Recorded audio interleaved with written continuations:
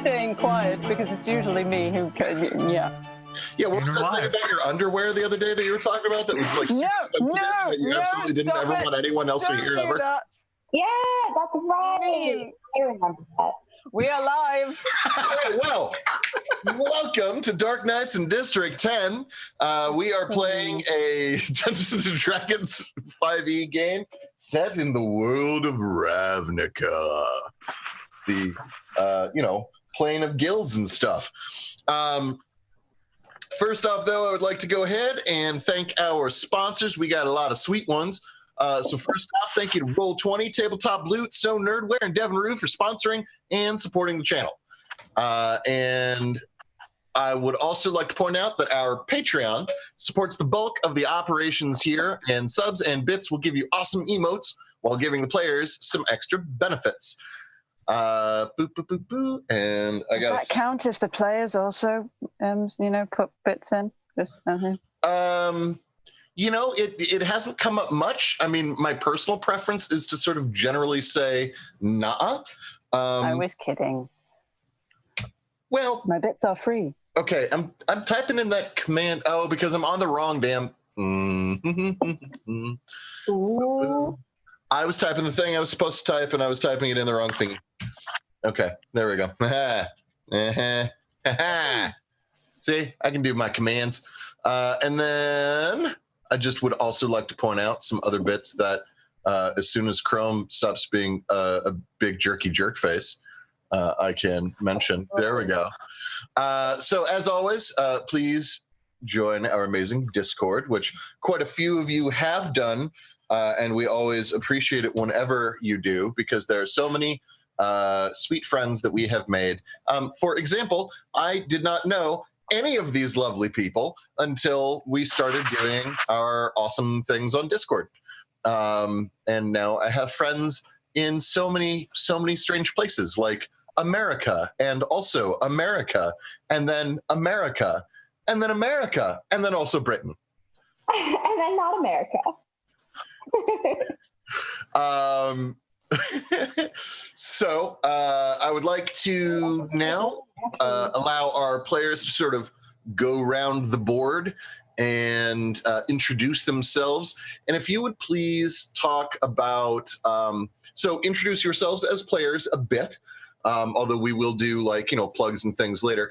But if you could introduce yourselves as characters, that would be super cool. So especially name, class, and house or guild. Like Harry Potter? Yes, except better, because you know it is. Ow. At least I can go full, like Harry Potter. No, Dick, stop it. We're one off Mary Poppins. It's not good. Mary Poppins? Oh. And Harry Potter? What's your Harry Potter out? You're putting those glottal stops in so many strange places. Get an Australian. What the? Good day, I'm Harry Potter. So let's go ahead and start with Dwyer. Oh, hey, that's me. Okay. Oh, I just had that open. Okay. So I am playing Dwyer, who is an Asimov? Is that how you say that? I don't know. Anyway. Yeah, it's as if you're a small British schoolboy stuck on an island dancing with tiny handmade spears around a pig on a pole. Sucks to your Asimar. Hey, okay, I'm gonna Pass the conch. now.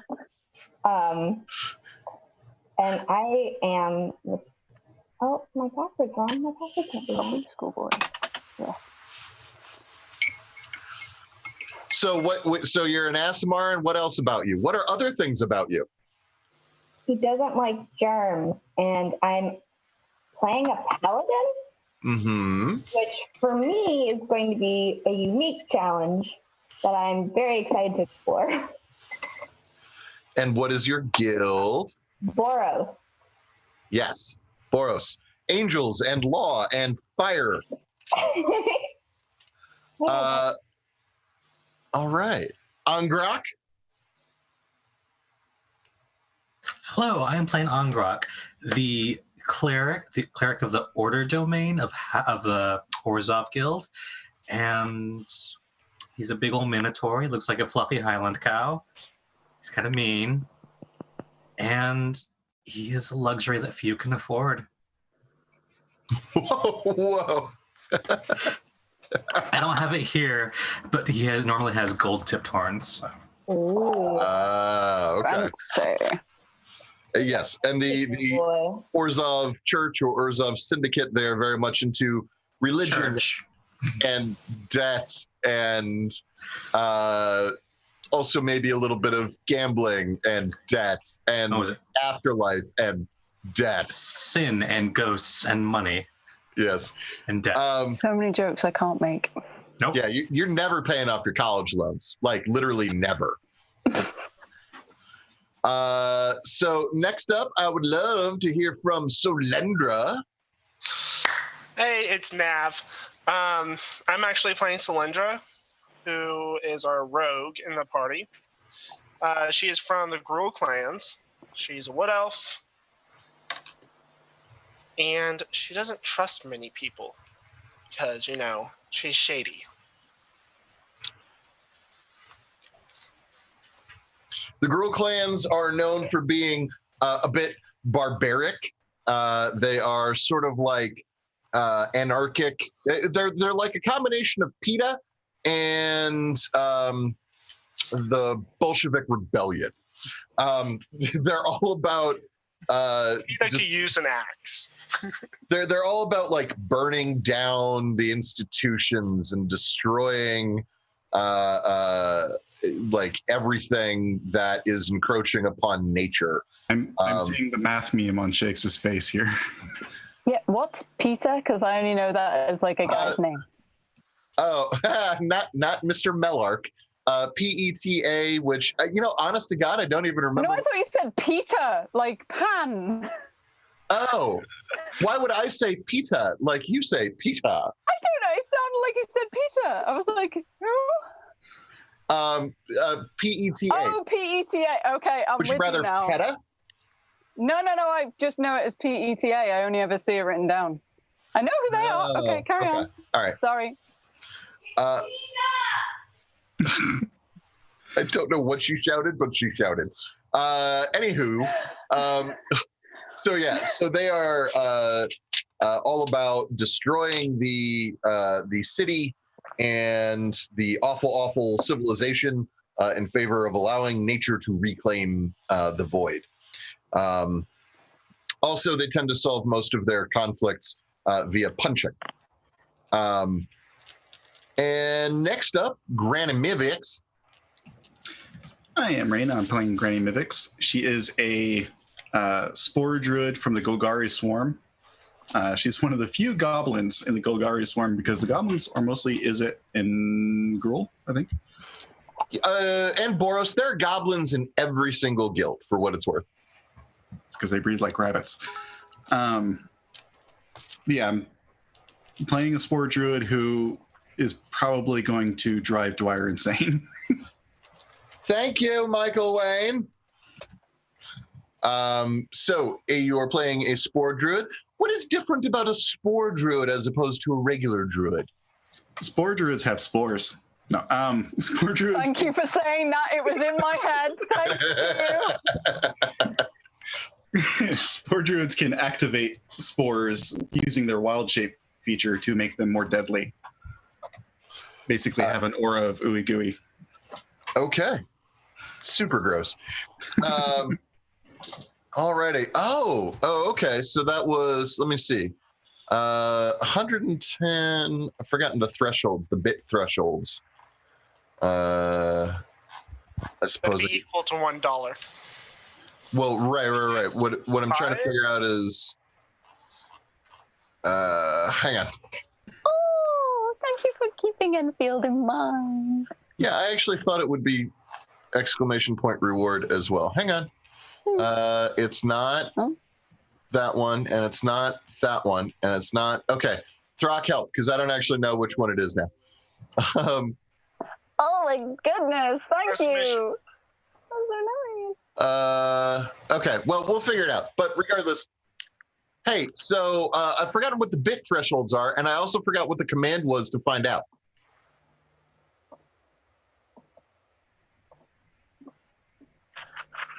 Awesome.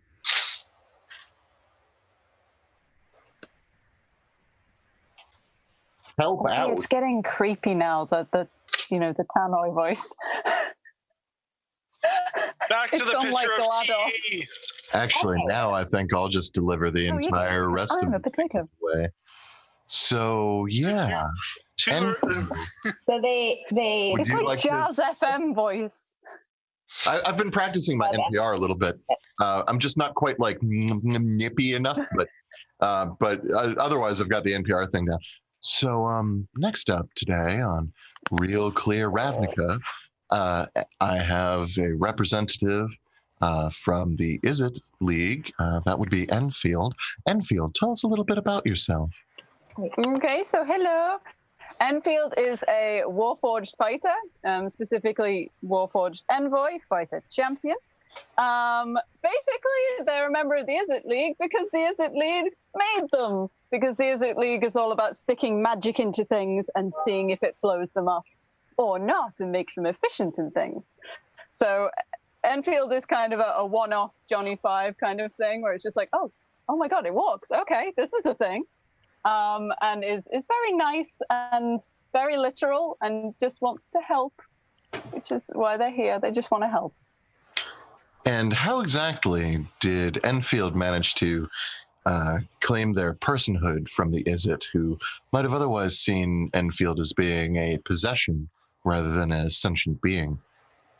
I think it was about the time that they realized that they were a lot shorter than Enfield, and Enfield was very kind of obviously a person. Like, they reacted to things, and at one point they just kind of started to leave, and no one really tried to stop them. Some of the Is It League were more sympathetic than others, but it's a case of, oh, you're big and strong. Okay, fine. Fantastic. So yeah, the Is It League. Please stop with the voice. Okay, fine. It's really weird. So as previously, I can't do that, Dave. No. I'm afraid I cannot comply. So compliance. So as was previously mentioned by Shakes so eloquently, the Is It League are all about putting magic into stuff. Just fucking things with magic every chance they get. And so it is through that experimentation. But that's really what they're all about, is like doing crazy things and blowing things up, or doing crazy things and making them not blow up unless they want them to blow up. So yeah, the Is It are pretty cool, but also potentially awful. Anyway, so where did we leave off? Because I know where we left off, but I'd like to hear one of you say where we left off. In fact, I'd like to hear this week, I think, Granny Mivix, would you mind explaining what we did and accomplished? Sure. We spent the first hour waiting. No, I'm kidding. We All right. Okay. No, it's fine. Keep going. Sassy. We went and met our supervisor, Mr. That's fine. I've just added 3 CR to every goblin. No, don't do that. I'm with Granny Mivix. Don't do that. That's true. Unseen servant, suddenly wielding a great axe. I will be effective for all of one round, and then I'll have to make a new character. So we met our supervisor, Mr. Jackson, who was very brusque and didn't take kindly to us asking any questions. And we were sent to, what was that place along 10th Street? The orphanage? Yes. Auntie M's. Auntie M's orphanage. There we go. Academy for Wayward Wizards. Mm-hmm. Where we discovered a pigsty that I called home. We were somewhat suspicious of this woman because she really didn't seem to like kids or know how to kid. She took us into She was generally the worst trademark. Yeah. She took us to the crime scene, quote, and we found an arm and some blood and nothing else.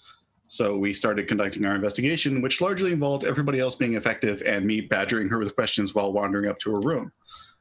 It was very effective. It was an excellent distraction. Yeah, that actually was pretty effective. And once up there, suitably upsetting her so that she called her gargoyles, and now we're under attack. And she called her gargoyles by saying, what? You're under attack. Protect me! That. She said that. Did we I all can't get help that? but notice that Auntie M has gargoyles, which could be construed as flying monkeys.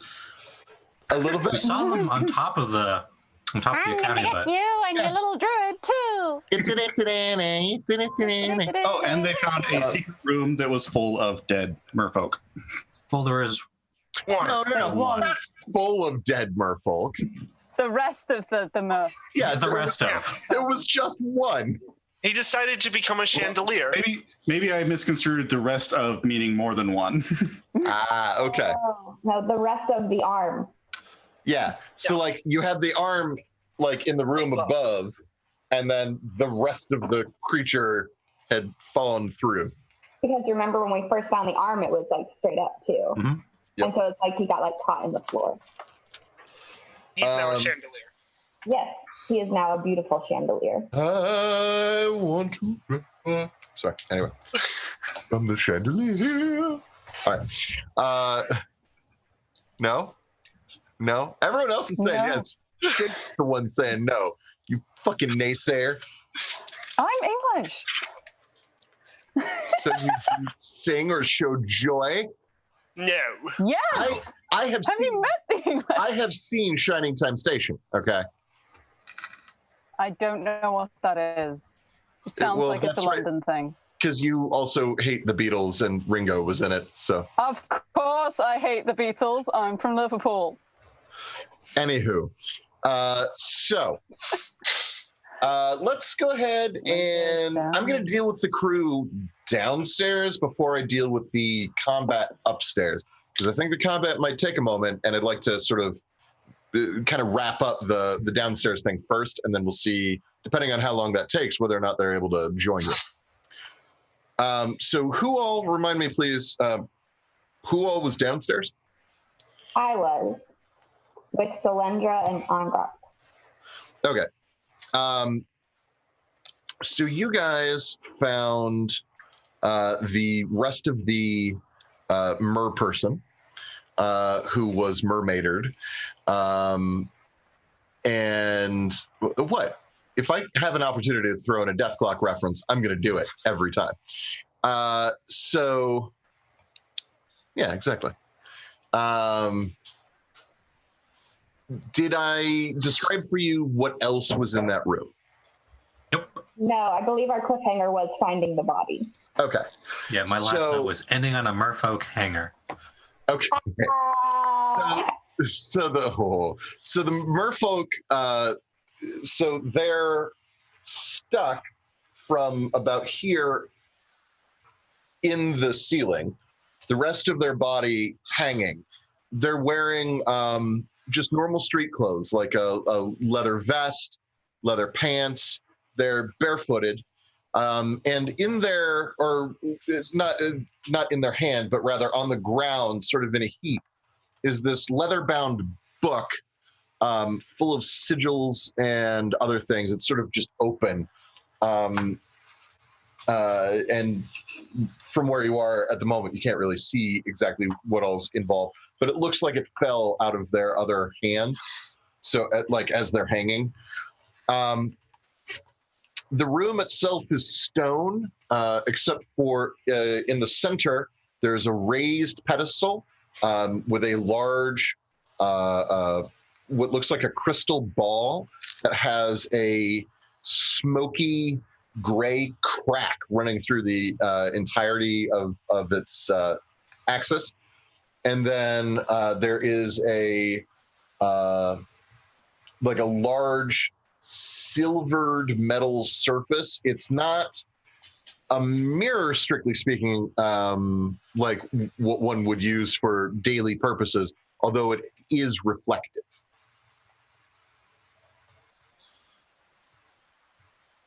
These are things that probably should be written down so that I don't forget them. Because I wrote down on mine, but I always embellish on the spot. I've been taking notes. All right. So I believe Solyndra went down the stairs first. I was like 10 foot ahead of you guys. Yeah, like to make sure nothing jumped you. Yeah, like Because we were having a jolly laugh about the people wearing heavy plate armor or heavy armor trying to stealth. Yes, exactly. So there are no other creatures down here.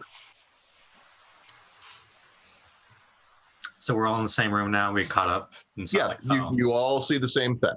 I will just sort of say that whichever of you got down there first sort of stopped when you saw what it was, and it didn't take really any amount of time for the rest of you to catch up. Can I go examine the sphere crystal ball thing? Okay, so you step into the room? Yes. Okay. So as you step into the room, the book... Jesus, hang on. Because who's calling me twice? Hello? Careful what you sorry. touch. The player you were trying to reach is unable to come. Thinking, although Dwyer's first instinct would be to like kind of hurry towards the body and make sure he's dead or they're dead. Or if they can. Would that be the first instinct, or would it be to... Without an arm, he could just be stuck and unconscious. I was thinking it's probably like kind of out of my reach where I'll have to like jump to get the main body. We got a giant minotaur coming. I'm gonna like Yeah. Yeah, it is not a mini minotaur. no. So tartar sauce does not work. No.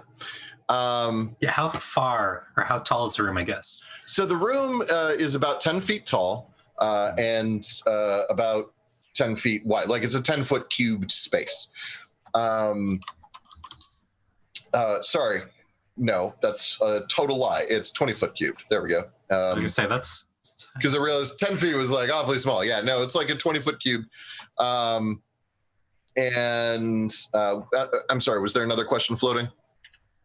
Oh, so you walk in, I was saying something. As you walk into the room, the book slams shut and a leather, like, kind of clasp around the front end of it, like, flips up, shuts over, and then like a latch turns, and you hear a click as it locks into place. Screw the crystal ball. I'm going for that. Okay. So Solyndra walks over to the evil book. What do you do with it? I pick it up and I try examining it, see if I can recognize anything as also a spell. Careful what you touch.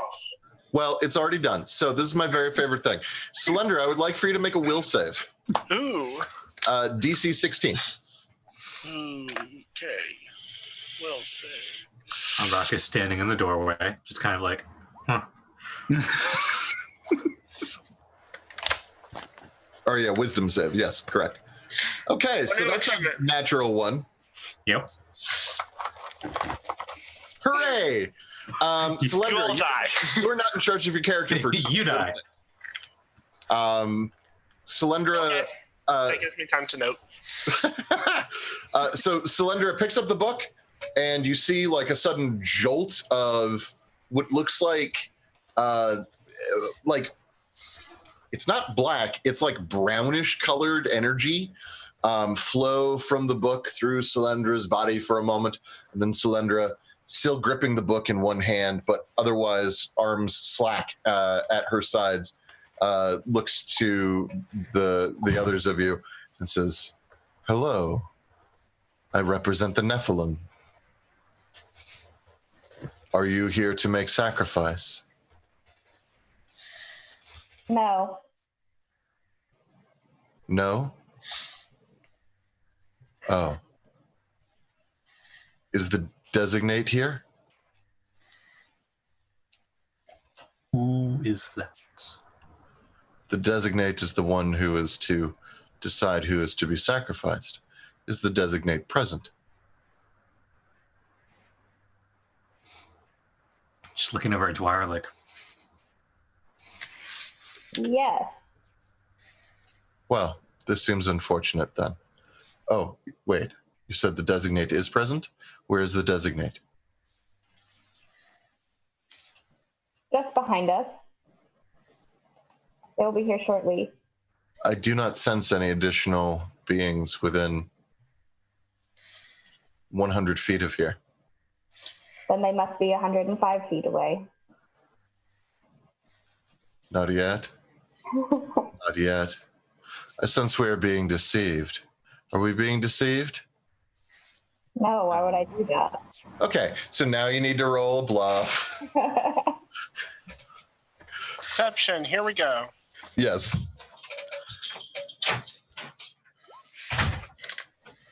Okay. Okay, all right. Actually, hey, Portia, can you snag me a D20? Yeah. Thank you. Thanks, God. Physical D20? Yeah, I want to start rolling physically. I'm getting tired of these ones I can't feel. The voice of God provides. Yeah. And all my D20s are still at the school, so the stats teacher can teach random probabilities. Anyhoozle.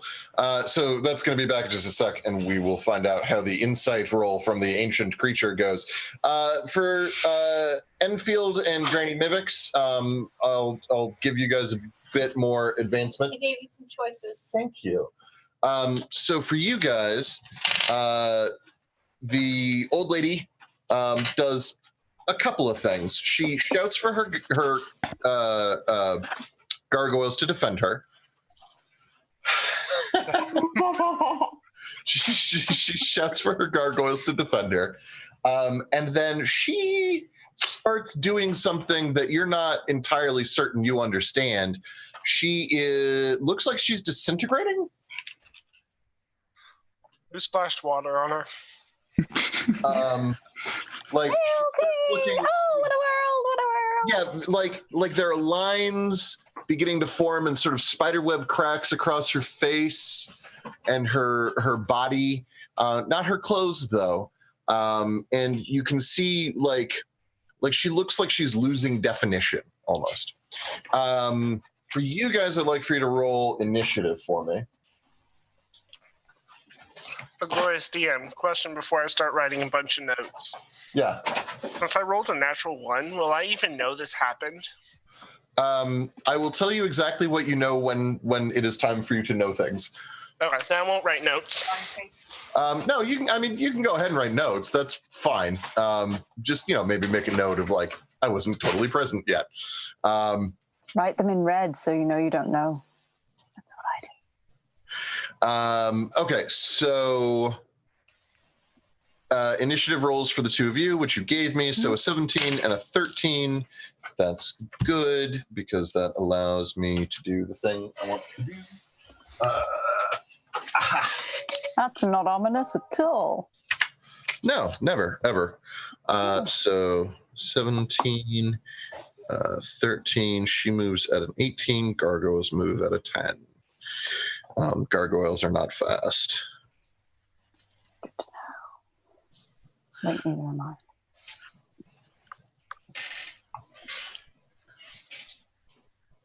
Miv. Okay. And then Gargs. All right. So the insight check downstairs.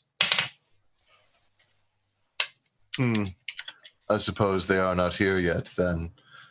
I suppose they will be here soon. We must decide how long to wait. How long should we wait? What do we think? We should wait a while. No, we should probably go. Yes. The big cow one is looking upset. Yes. They will want their friend back soon. Yes. Do we think we should leave? We do. We shall leave now. Goodbye. a moment, please. Yes? What? Who are the Nephilim? Actually, do I know who the Nephilim are? That would be a lore check of a pretty high difficulty. It's not impossible for you to know. It's just unlikely. What is a lore? Religion? Is that Yeah, history, sorry. religion, or arcana? Hang on. I just needed to look at a damn sheet. Religion or history? So it's going to be actually religion or history. Either would get there, just different amounts of information. Why am I rolling? Oh, 6. No, just roll again without initiative or without advantage, rather. Okay. Yeah, give me a proper roll. Oh, okay. 7. Even better. Whoa! I mean, hey, it was an improvement. No, you have no fucking clue who or what the Nephilim might be. Sounds weird. That's what you got. Sounds maybe even ominous. Spoopy. From the notes, it sounds ominous. Ominous, yes. Okay, so upstairs. I'm going to go to you guys for a sec. We'll do one round of combat, and then we'll head back downstairs. So M begins to disintegrate from her head down. She doesn't finish in her turn, but what you see is as she's falling apart, the things that are falling on the floor are lots of tiny skittering bugs of various shapes and sizes and leg numbers that are skittering away in all directions as she's just like starting to deflate. Enfield. Yes, this is weird. That's some Jane Prentice shit. Enfield is stood next to her because they were poking her wig off, and is kind of watching her kind of dissolve into bugs, and it's just going to try and because how far down is she disintegrated now? Is it like neck level or shoulders or? Yeah, she's down to about her shoulders. Okay, then Enfield's just going to reach out and just try and grab her waist and just hold on to her. Okay. Like, no. Give me a strength check. Okay. Nope, that's not what I want. That's what I want. No. Okay. All right. I mean, you try to grab onto her, but she's awfully wiggly, and she just sort of keeps writhing outside of your fingers. Like her little legs are still surprisingly deft. Initially, your thought is, "Wow, she's really limber for an old lady," and then you're like, "Oh, wow, she's really limber for a sentient collection of bugs." Either way, quite limber. Granny Mivix. I am going to jump down from Enfield's shoulder because I think that's where I ended last time. And so my spores are considered automatically active, but I'm going to expend a wild shape to give him the symbiotic entity feature. So. And tell me what these things do. So the spores, I can actually just kind of do that. When a creature that I can see moves within a space within 10 feet of me or starts its turn there, I can use my reaction to deal 1d4 necrotic damage unless it succeeds on a Constitution saving throw. But the fun part of that is symbiotic entity doubles that. And gives me a bunch of temporary hit points and other cool stuff. Gives me extra damage. And that damage, is that dealt to everything in an area around you, or? No, a creature within 10 feet that I can see, and I have to spend my reaction to do it. Okay. Okay, so you activate them, and then you're. Is that what kind of action is that to turn it up a notch, or is that? That's an action. Okay. All right. So you spend your action sort of gearing up. The only creature that you can see right now is the form of Anti-M sort of dissolving. I'm really hoping that form is within 10 feet so that when it starts its turn, it'll be within my spores. I mean, it definitely is within 10 feet of you. Like her current form is. As to exactly how much of her you'd hit, that's another question. Since really her form is within 10 feet of you, and also within 20 feet of you, and also within 30 feet of you. Okay, so the gargoyles, all 4 of them. So this room has 4 little like porticos leading out to a balcony that runs around the top of the tower and looks out over Tin Alley. And each of the 4 gargoyles hops onto the ledge, and on this turn, all they'll be able to do is sort of like lumber their way up to the doors. So they're blocking your exits to the outside, but that's all they've got the time and space to do. So back downstairs.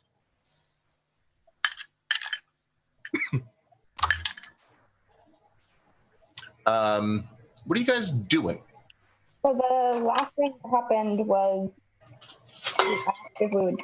No, Angrak, did you ask that out loud? Yeah, I was wondering character who was a Nephilim. he asked. Right. And so you guys weren't certain, and their response now this turn is the Nephilim are what was, what will be, what is.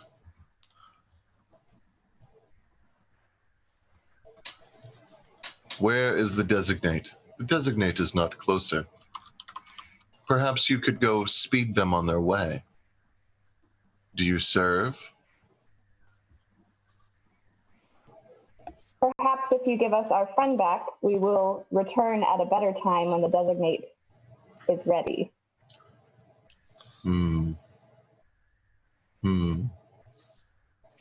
Fine. We will vacate this vessel for now. It is not likely to contain us for long anyway. We will return in a year and a day. Goodbye. And the book will, in a flash of, again, sort of a brownish, like a dirty light, will pop itself out of existence. And Selendra, you are dazed for the next round. And you are also, what is it, sickened, I believe is the, for the next 2 rounds. And you don't have any particular memory of what happened. You just know that you feel like shit all of a sudden. Inspector Selendra, are you all right? Well, look at the book. Mm-hmm. Well, the book is gone. Yeah, it's gone. I'm just holding it like as if I was still holding the book and like still in that daze of the fuck. I'm just sitting there looking at my hands going, huh? You should take care when you touch things that move on their own volition. Noted. Last time I did that, never mind. How are you feeling? Like shit. How are you feeling, hun? As I was before. Thank you, Dwyer, and your Dwyer-ness. Okay.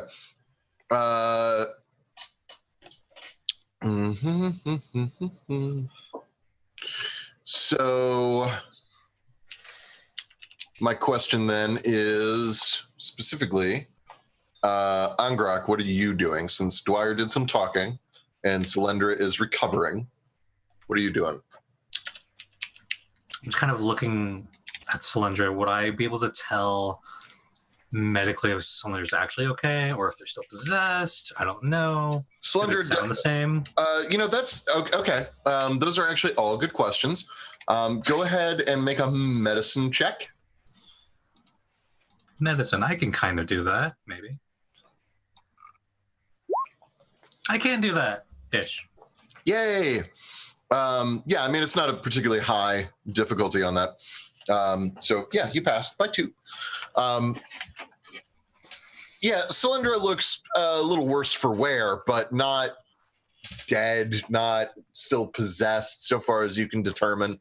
You would need to maybe detect evil or, magic or something else to really see more, but just by cursory inspection seems vacated. Okay. Okay. If it look okay, I'm like, I don't need to use a spell right now. Good. Okay.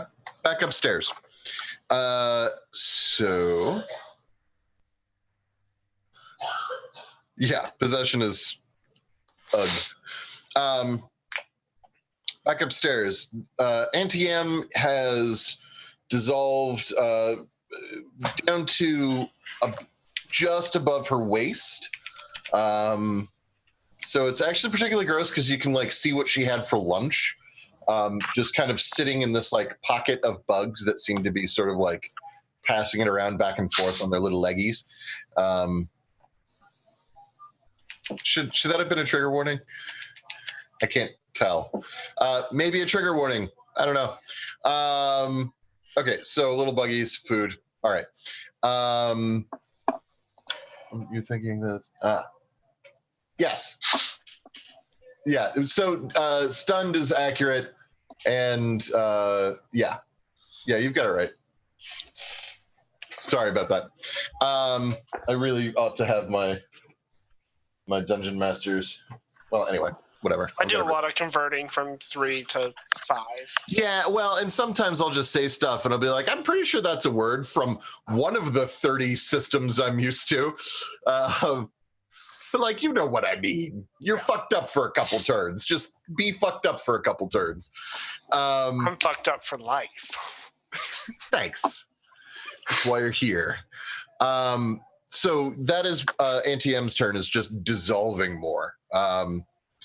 And so Enfield, it is your turn. There are gargoyles at the gates, and there is a dissolving perp, you think, that is beginning to sort of flow outside. Are the gargoyles have they just moved to the doors, or are they very obviously coming for us? They have moved to the doors and are standing in the doors. You can't tell if they're planning on moving any further, but they are certainly in the doors. Great defending, guys. Enfield is going to kind of look at the bug pile thing and kind of look at Granny Mivix and decide this is probably more their area, because all Enfield could do is try and pick up the bugs. And that doesn't strike them as the most effective use of time. So they're going to kind of look at the gargoyles. How many gargoyles are there? There are 4. 4. And is just going to attack the one that's nearest Granny Mivix, just let's get this out of the way. Let's clear the room and maybe pick up the bugs. All right. So I'll say that the one that you're going for is actually technically behind you, which is fine. How do you... Head rotates, the rest of the body rotates. Yes. How do you attempt to attack this gargoyle? What with? I am going to take from... It's not so much a belt, so much as just attached to my side is a large war pick. And I'm going to take that in one hand. I'm going to take a hand axe in the other hand, because I have 2 weapon fighting, and I'm going to just hit at them with my war pick with my dominant hand. So let's see your first attack. Do you have more than one attack yet? I don't, but I have 2 weapon fighting, which means because I'm champion, I can add my modifier to my offhand attack. Right, and your offhand is what? A hand axe. It's a light weapon. Okay, so you're going thwack thwack. Yeah. Okay, so you do have 2 attacks then. So Yeah, let's. it's my bonus action to do an offhand Right. attack. Are you planning on doing that this turn? Yes. Okay, so give me first attack, then second attack. Don't bother waiting for damage in between. Okay.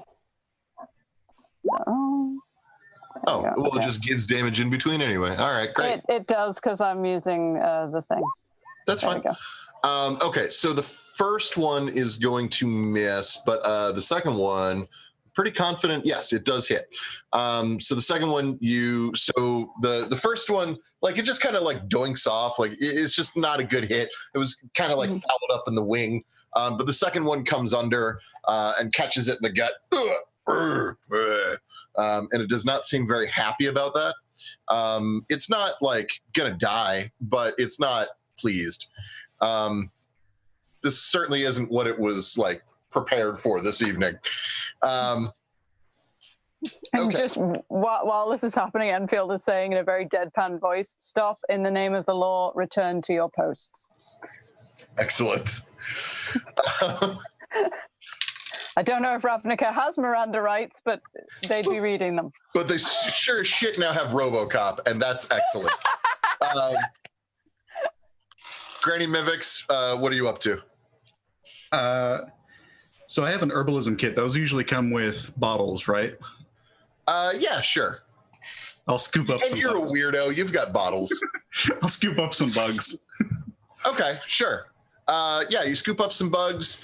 Do you want to scoop up like a bunch of bugs in a bunch of bottles, or like a bunch of bugs in one bottle, or just like a few bugs? I'll basically scoop, cap, scoop, cap, scoop, cap. Okay, and are you aiming for like multiples or like one per? I'm aiming for multiples because I'm going straight for the body that I can see. Okay, all right, cool. I actually, this is the dumbest thing ever. I want for you to make a strength-based attack roll that you are proficient in.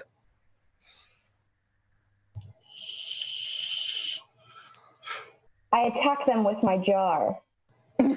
Yeah. The mason jar, it has hipster energy. Okay, so strength-based attack roll that I'm proficient in. How would I have the proficiency, I wonder? You could just do a custom roll, just like slash roll, and then 1d20 plus your strength modifier if you have it, and your proficiency bonus. Hey, okay. So it's slow going. You're having a hard time like getting the bugs to sit still in the way you want. Some of your bottles have kind of sort of narrow mouths. But I'm going to go ahead and say that you managed to catch 2 bugs in one sort of wide mouth jar. I also forgot to mention that when I activate my spores, the way she does that is she taps the mushroom cap. And it causes the bioluminescence to glow, which causes the spores to glow. Yeah, it's a little bit of dust kind of puffs out from underneath. Glow in the dark, Granny. I love it. Like little noxious mushroom dance. Rave Okay. Nana. We'll raise the jar and say, bugs are alive, you're coming with me. Excellent. The gargoyles will go, and one of them will look down at the like disintegrating ante, and then one of them will look at the two of you, and will raise a hand and say, "Law? You, Law?" Yes, law. "Let's go. We not want law." Flap, flap, flap. Starts flying away. And the other 2 gargoyles who have not been engaged yet will flap away. The one who was engaged, however, says, "Me pissed. You hurt me nose. Me hurt you nose." I don't have a nose. Well, it will attempt to claw you, regardless. Oh no, I just love the idea is I don't have a thunk. Yes. 15. Okay, well, bye-bye. Ooh, crit. Okay. So it is going to be some amount of damage. Portia, I forgot other dice. If you could hand me other dice, that would be super cool. If you would please hand me other dice, that would be awesome. DM has no click clack. 6s and maybe some 4s and 8s and 12. Yes. This is why I always keep my dice in this handy dandy treasure chest behind me. Well, I hadn't fully made the choice that I was going to be using regular dice. Thank you. This. Oh, big combo dice. I hope everyone saw your dice hoard. This isn't even all of it. I know, you have a whole other bag. Yeah. I am happy now. DM has a bunch of click clack. No, they don't go in here. Give me They that. go here until I have all the ones I need, which I'm in the middle of a roll. She's staring daggers at me. I love you, Portia. I love you so How many much. attacks does she have to throw a dagger? Oh, lots. Okay, so the first attack is going to hit for 6. The second attack is going to hit for... okay. Plus... Okay, so the second attack is going to hit for 12. So a total of 18 damage. Thank you. Yep. Okay. I'm looking dented. I would like to say if that hit me, I would have went unconscious. Really? That's my HP exactly. 12? 18. Okay. Or 18. 18. I am dented. Okay. Well, that's good to know. It's a good thing you're up there with the healer. That would have almost killed me. Man, you guys are... You're going to be in trouble. Level Oh my 3. Am That's I what we are. finally the It's one a who has challenge the rating highest? 2. Am I the one with the highest hit points now? It just critted. Yes, I think you are, actually. Maybe the paladin. I have 24. Yes! Nice.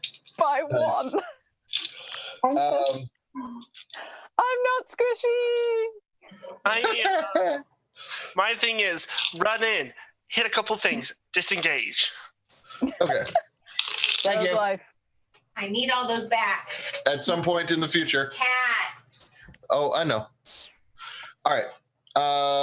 Next up is no one. Next up is downstairs. So downstairs, what would you like to do? Now that I'm not dazed, can I summon my familiar just to pet it? So actually summoning a familiar, if you take a look, the time on that is not short. Yeah, I know. So I would say that like you probably have your familiar already summoned somewhere. Yeah. Poof it into existence. Sorry. What form? Well, it doesn't. It's either somewhere in this physical realm, or it doesn't exist, and you need to spend the hour to summon it. What form is it in? It's in a hawk. Okay, so I mean, you've had a hawk like on your shoulder this whole time. That's fine. Well, I was gonna say, find familiar in 5e, I can poof it into like its own little plane when I don't want it. Oh, that's true, unless it gets harmed. Yeah. Okay. Yep. You're right. I'm sorry.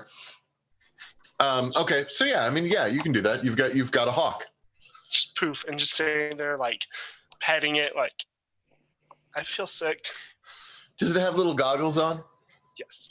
So as to keep it like focused. Ah! Ah! Exactly.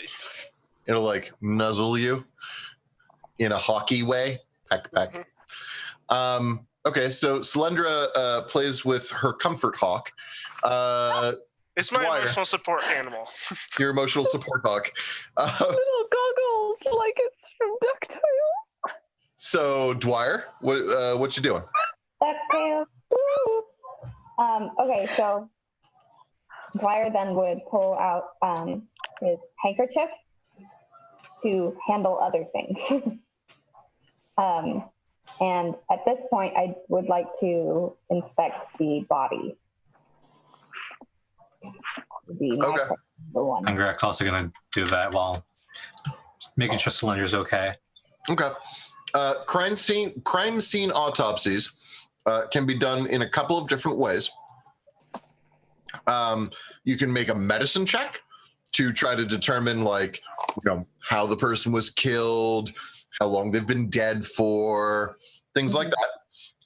Or you can make a perception check. An investigation check. I apologize.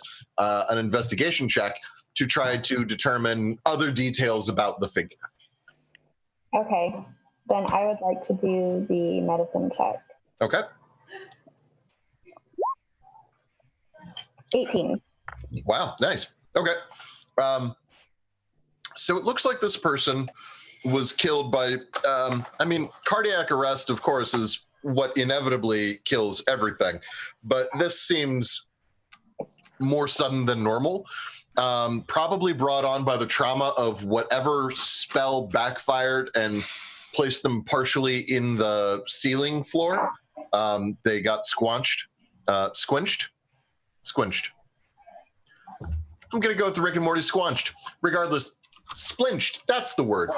Oh, like in Harry Potter? Yes. Potter. No. I love they unmuted just for that. Or I will start talking in American accent and I will not let up. And it will be awful. Your American accent is terrible. Yes, it is. Benedict Cumberbatch or Hugh Laurie, you are not. No. Okay, so probably what happened is they died from cardiac arrest related to complications after being splinched. It looks like they've been dead here for at least 24 hours, maybe even longer. You know that, you guys were called here for a death, but it looks like someone either A, did not find them as quickly as they said they did, or B, waited a while before calling. Mm-hmm. Is there anything else that you're attempting to figure out, medically speaking? Anything that I did not mention? You got an 18, so.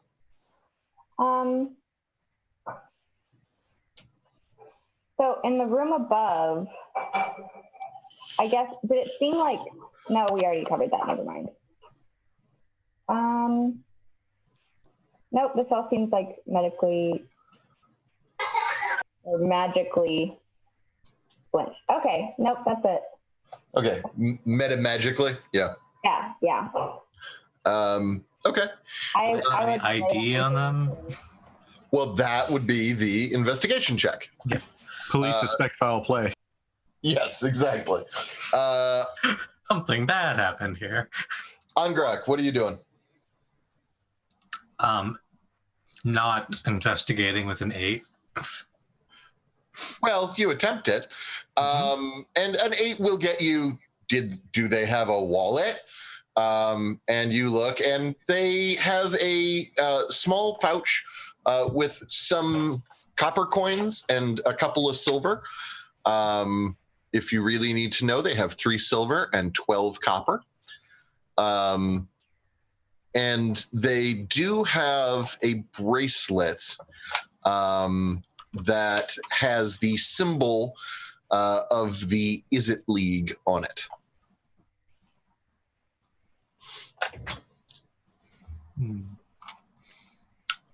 Angrak is not taking the money, just making note of it and leaving it there. Okay. This character doesn't do that. This one. Good to know.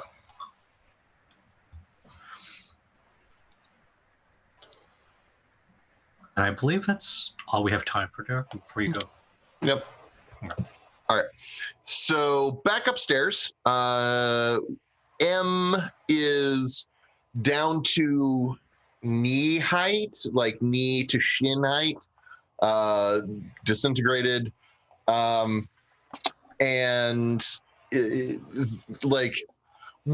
is interesting about this is that you can see like how the whole like musculoskeletal structure was made.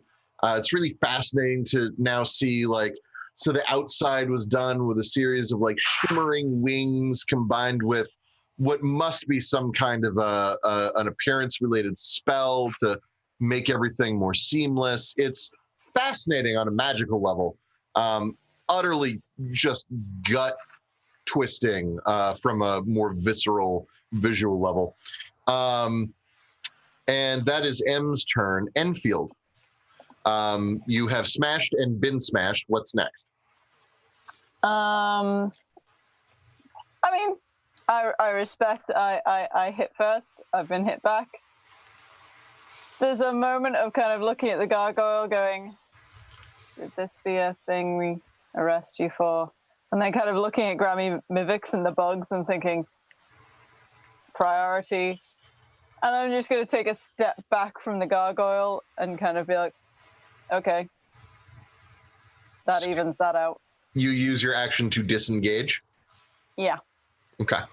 That evens that out. Do you actually say that? Step back. Yes. Okay.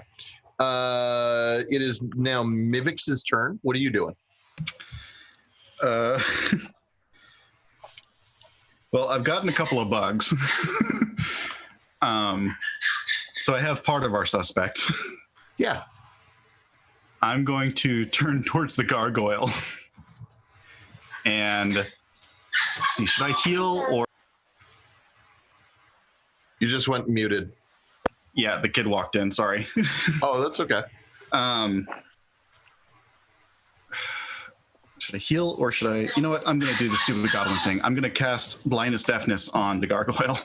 Oh, okay. And that's a wisdom save for the gargoyle, correct? Constitution save. Oh, is it? Okay. Constitution save it is. What's your save DC? Save DC, I believe, is 12. Yep, 12. Okay. Which is why it's the stupid thing to do. Interestingly, it is not immune to those things. Okay. So blindness, deafness, and I'm sorry, you said 12? Yep. Okay. Not a great save in your favor, but we can always roll a check. Which 9 plus 3 means we make it. Damn. Sorry. So the gargoyle, like, for a brief moment is like, and is now upset. I will go and stand in front of Enfield. Oh shit. Okay. Just looking down like, what? The gargoyle sees the mushroom below you. Yeah, it's just like, huh? The gargoyle looks at Granny Mivix, looks at Enfield, looks at the disintegrating M,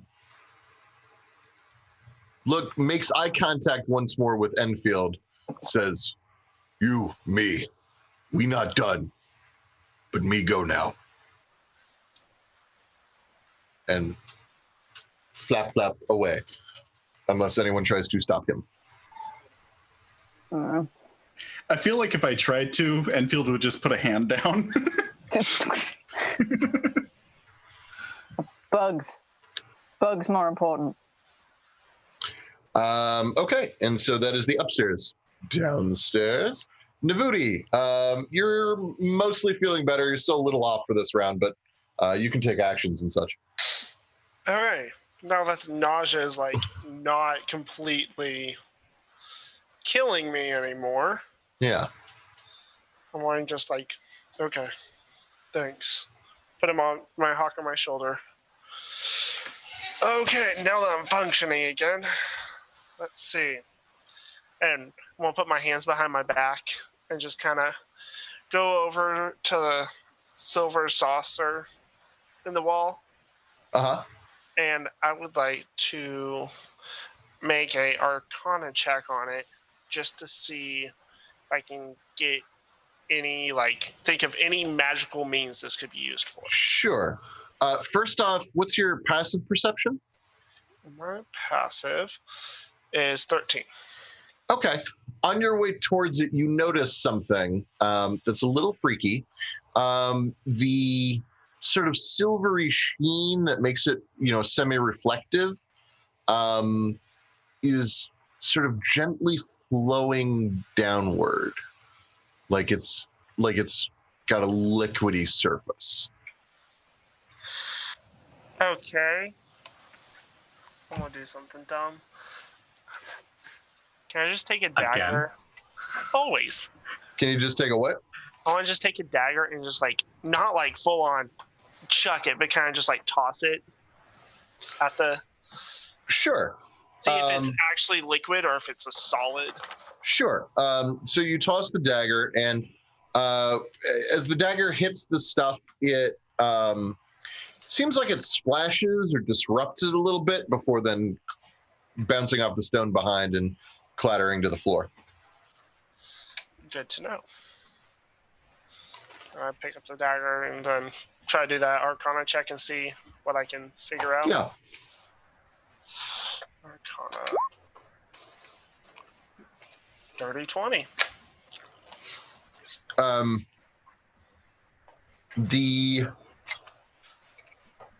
It looks like it could be a teleportation portal of some kind.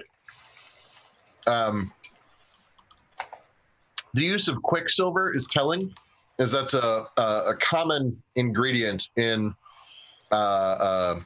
teleportation or other fast traveling magic, as it is believed alchemically that the quicksilver has certain properties due to its constantly changing nature that lend themselves to great dynamism traveling across long distances or doing other kind of funky things. Okay. Dwyer. Okay. That's about all that Dwyer would want to investigate with the body. Although I will again mention, as I did last session, that he takes meticulous notes and actually does small sketches of things. Okay. To keep track of it. Okay. So next, I'd like to then, assuming that Cylindra has what I still assume is kind of a mirror over there, I'd like to look at the crystal ball. Okay. And how would you like to look at the crystal ball? With any? Not touching it. Actually, if anything, at this point, he would be a little hesitant to look straight into it. Okay. So go ahead and give me, let's call it investigation. Okay. 16. Okay. So as you're looking at it, you notice that now that you are kind of seeing Cylindra messing around with the Cylindra, did you tell anyone what you figured out or no? I assume this is happening around the exact same time I'm slowly figuring out. Okay. So that's fine. So you're noticing that the line that is running through it seems to be running almost perpendicular with the wall that Cylindra is inspecting. So the line is directly through the middle of it, headed towards the wall. If you had to guess, you'd say that this might be some kind of a charging mechanism for something, but it looks like it's been expended. Still to be a little cautious while Cylindra is still by the quicksilver, using the handkerchief, he turns it a little. The ball? Yeah, so it's not pointing right at it. Okay, yeah, you can turn the ball in the sconce. It moves actually pretty smoothly. Okay. Is there anything else notable about the sconce or the area where it is? Many things, but you only have time for so much per turn. Yeah. Angrak. Turning to Dwyer, are you done sketching? Yes. I'm just gonna try to pull on the body, see if it'll fall off or if it's stuck. No, actually, it does not take a whole heck of a lot of prodding for you just kind of poke, and then the body just falls down in a heap. Did he get a blame on me? No. Good. That is partially because it doesn't seem to have any.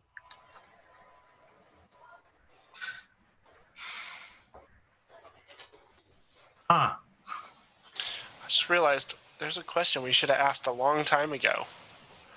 Is there a pool of blood under it? No.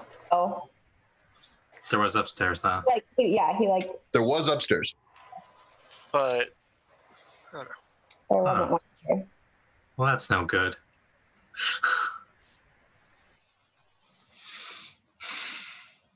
Okay. Back upstairs. Antium is nearly entirely dissolved, but we're down to like shoes. Consider this the last turn that you have to interact with the entity formerly known as Antium. Or just the entity. Oh. Yeah. Welcome back. That just sounded like titty, to be honest. That's all that sounded like. It did. Just titty. Enfield's just gonna kind of go over and try to start picking up bugs. It's not great because it's like big like one by metal one. fingers. Yeah. And yeah, just picking up bugs and like picking up one of the shoes and trying to put the bugs in the shoe. Until you realize the shoe is bugs. Yeah, and then just kind of holding bugs. So give me a dexterity check. Just trying to Mirandize the bugs. Stop in the name of the Guild Pact. Yeah, pretty much. By the way, Rain Dust, can I put you in charge of coming up with the Miranda, like the Miranda reading? I already started. Excellent. Thank you. Excellent. You have the right to remain corporeal. You have the right to do what I say. Yeah. Anything you scream, utter, shout, swear, or otherwise indicate or communicate can and will be held against you. Unless it makes us look bad, in which case we will ignore it. Oh, Colran Dwyer. Ah, that's why you keep changing the names up. Okay. Yeah, sorry, because like I had like a little backstory thing. Okay. And so I felt confused.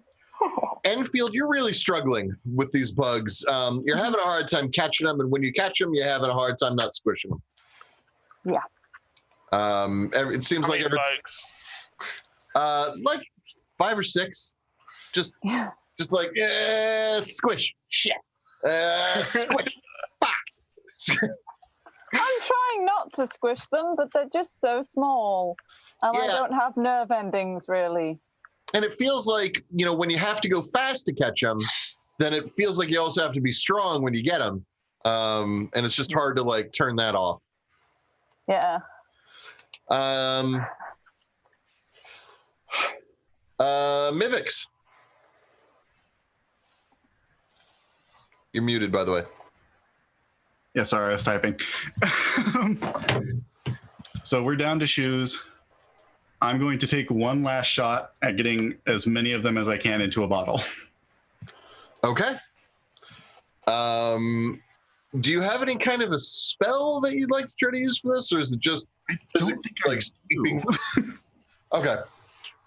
So this time around, you realize that like last time you were kind of trying to sort of force him in. This time I want you to make a proficient dexterity. That is so much better. Yeah.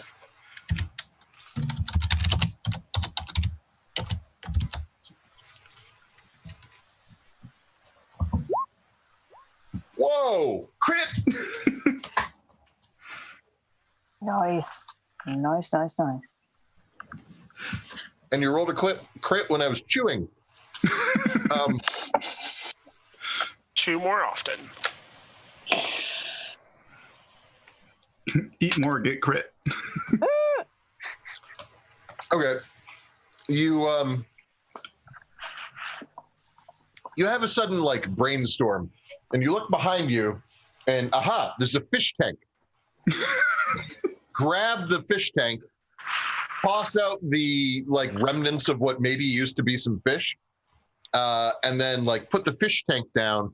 It's like a fish bowl, and you're just like scooping bugs into the fish bowl, and you get the thing basically full to the brim, and then you're looking around.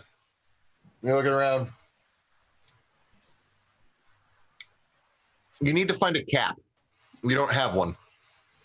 You're worried you might lose them. You're holding your arm over it right now. Give me a quick perception check. Perception. Nice.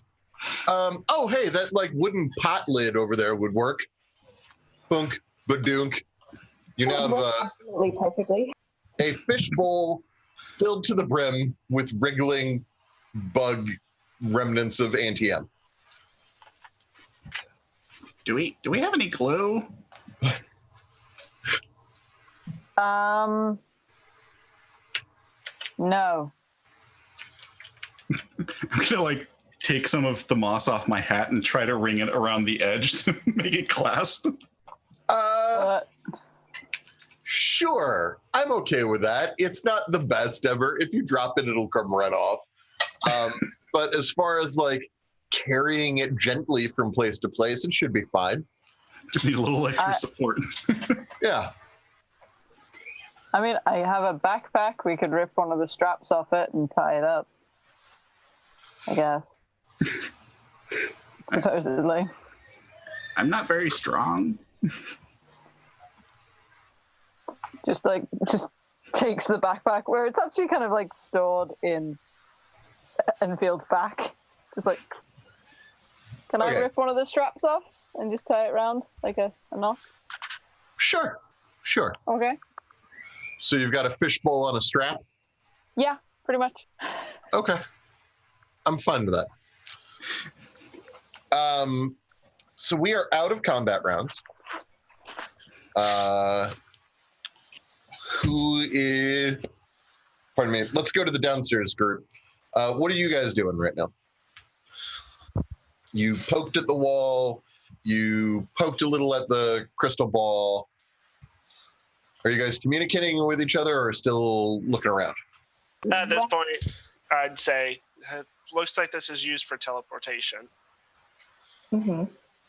And then when I examined the body, I said Dwyer relays the information. So I kind of picture him like as he like comes up with these conclusions, he kind of just like states them out loud for the room and then like keeps looking.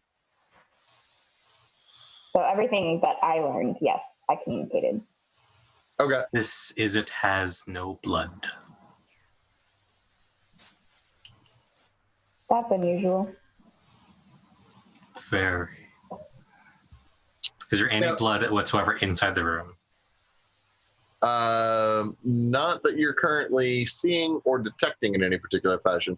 Now, something to point out. Vampires, not that strange in Ravnica. True.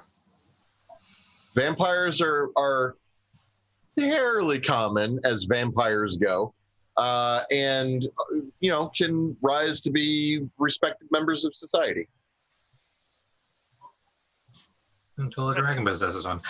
Are there any bite holes anywhere on the body then? So that's the interesting part is as you're looking around. So give me a medicine or perception, whichever you're better at. Just Angrak, or can we all kind of look? Okay. Yeah, you're not seeing it if it's here. Like looking at the armpit?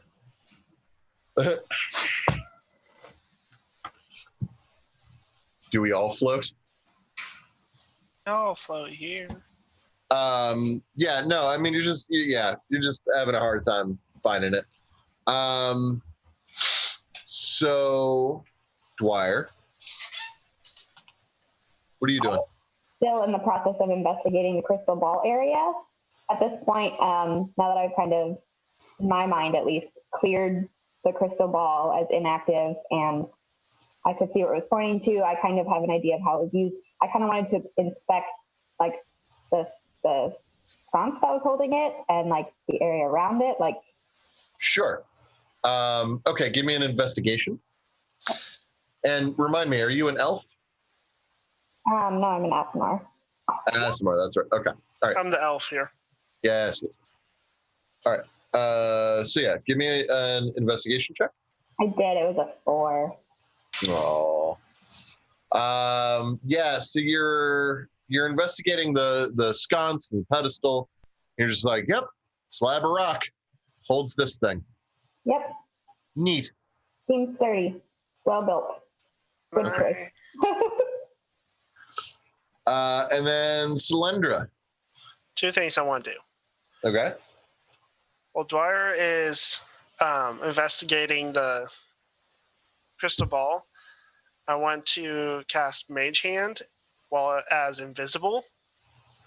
And I just want to turn the crystal ball slowly. Okay. I mean, yeah, you can turn the crystal ball. Dwyer, you're a bit freaked out because the crystal ball is turning. Help with that low investigation there for you. Distracted me. Next thing I want to do is I want to scour the room for any writing, no matter what language it is. Okay. Yeah, up and down the length of the pillar, like around its corners, you can see what looks like some kind of script. It must be writing of some kind, but you've not seen. Well, which languages do you speak? Comprehend languages is what I was going to cast. Ah, okay, yeah, because you definitely don't know it off the top of your head. So if you're casting comprehend languages, that's just in the PHP. Oh wait, yeah, that's right. We've got cards. Why are you? Any spoken language you hear, any written language you see, but you must be touching the surface on which the words are written.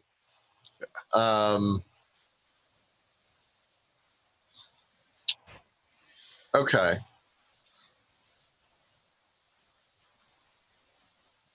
The spell doesn't decode secret messages in a text or a glyph, such as an arcane sigil that isn't part of a written language. Oh, interesting. Okay.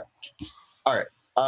So, yeah, you can read it, and it simply says, like, translated roughly into common, which you recognize as losing some of its context. Like, as you're reading it and then trying to translate it, it seems like there are extra syllables here that you're not used to seeing. Certain trills, clicks, and pops that are significantly less common in this day and age. But near as you can figure, it essentially says, to commune, sacrifice the heart. By the way, I speak Common, Elvish, Thieves' Cant, and Undercommon. Okay, this is not any of those. Also, there is no Undercommon in this world. You may replace that with any language that is either Elven, Goblin,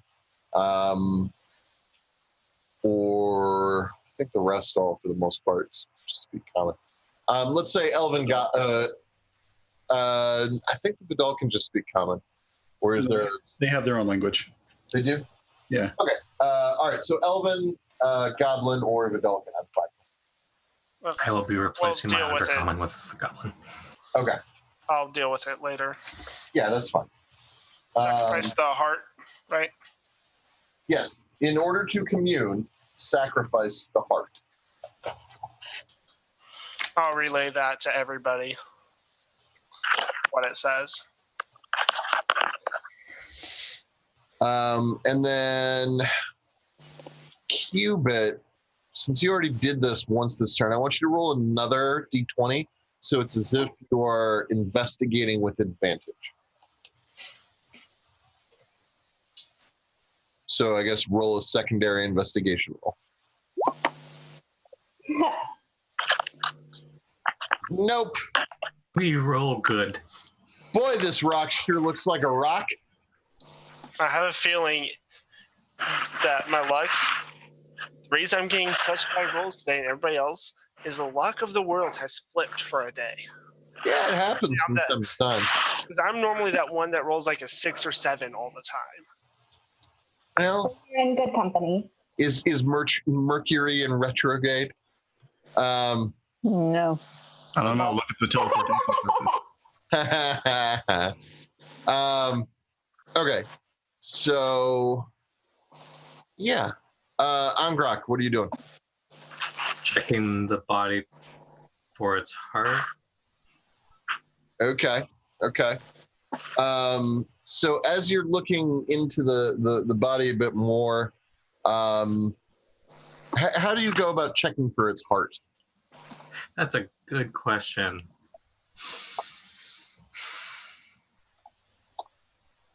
Medicine? We're not going to cut it open here, but okay. Yeah, give me medicine. You say we so inclusively. Man. I am actually putting my ear up to the chest, listening for the heartbeat. Yeah. Can't find shit. This merfolk just Angrok is so pure. doornail. Just not responding. Wisdom, low intelligence. All right. At this point, we're going to take a break. You guys can converse amongst yourselves during the break if you would like. And basically at the beginning, like when we come back in, you guys can be joined up again if you would like to be. So I want you to consider that while you go potty. So real fast, I just want to suggest that while we are on break, if you would like, you should open up a new tab and hop on over to roll20.net/start, and then another little / at the end. So roll20.net/start/ WTTP. Yeah, I was doing the whole thing. Oh, they can't? So it just sounds like I'm talking to no one? The mirror speaking is loud. Huh. Oh, Well, look, a new voice in my head. Everyone already presumed I had lost it, so that's fine. So roll20.net/start/ WTTP and sign up for your free account today. Over 4 million people use Roll20's virtual tabletop to power their favorite games. And with modules galore on the marketplace, you'll definitely find something for your group to enjoy. I, for example, currently have the PHP, multiple monster manuals, Volo's guide, Xanathar's guide, the Ravnica guide, and I think a smattering of third-party mapping bundle sets, all on Roll20. I use it, we dig it, it's awesome. And then we will be back in about somewhere between Thanks 7 and 10 minutes. For hanging out with us today. And when if we you get return, a second during break, you should check out one of our amazing sponsors. We're now proudly sponsored by Roll20, the best virtual tabletop for all your role-playing needs. Over 4 million people use Roll20's virtual tabletop to power their favorite games. And with more modules than you can shake a stick at on their new revamped storefront, you'll definitely find something for your group to enjoy. Sign up today by clicking the link below or heading to roll20.net/start/WTTP. Tabletop Loot is an amazing place to get your dice bags, dice boxes, and more. And now you can get 15% off your purchase at tabletoploot.com by using the code WTTPDICE at checkout. Tabletop Loot, your party starts here. While you're at it, check out our so awesome merch store, So Nerdware. So Nerdware is the place to find all your Welcome to the Party merch and other amazing stuff too. Head on over to sonerdware.com and use the code WELCOME at checkout to get 10% off your next purchase. So Nerdware, it's what the nerds wear. Devin Rue, the amazing mistress of maps, has kindly supported the channel since the beginning and provides graphics for many of our streams. Head on over to rueinc.com to check out some of the best fantasy cartography on the web. Our Patreon supports the creators and producers of the channel by providing Roll20 subscriptions, cost coverage for video hosting, and more. If you want to support the channel while getting podcasts a week early, gaming articles that are published on Patreon first, a shout out during our break, and more, head on over to patreon.com/welcomepartyrpg and throw us a buck or $5. And last, but certainly not least, help out the party. Subs and bits not only support the stream, but also every 500 bits or a tier 1 sub gives a player or DM of your choice a reroll or system equivalent, and every 1000 bits or tier 2 sub gives a player or DM of your choice a crit or system equivalent.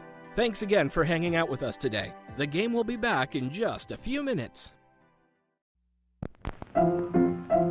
Let's all go to the lobby. Let's all go to the lobby. Let's all go to the lobby to get ourselves a treat. Delicious things to eat. The popcorn can't be beat. The sparkling drinks are just dandy. The chocolate bars and the candy. So let's all go to the lobby to get ourselves a treat.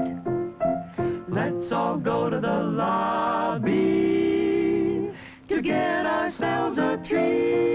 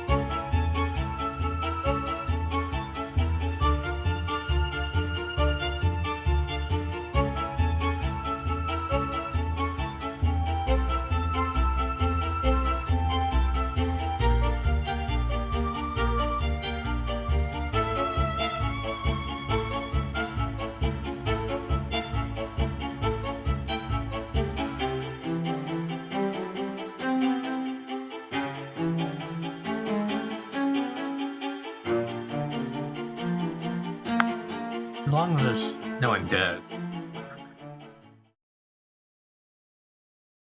Shark. They sing. No. Shark. No, stop it. Stop it now. Dummy shark. Dummy shark. No, I will get you back so hard. No, stop it. Whole hand shark. Whole hand shark. I will find a way to get you back to this, and I will kill you.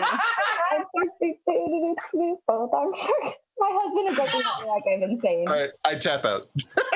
I will find a way to be revenged. I will have my revenge.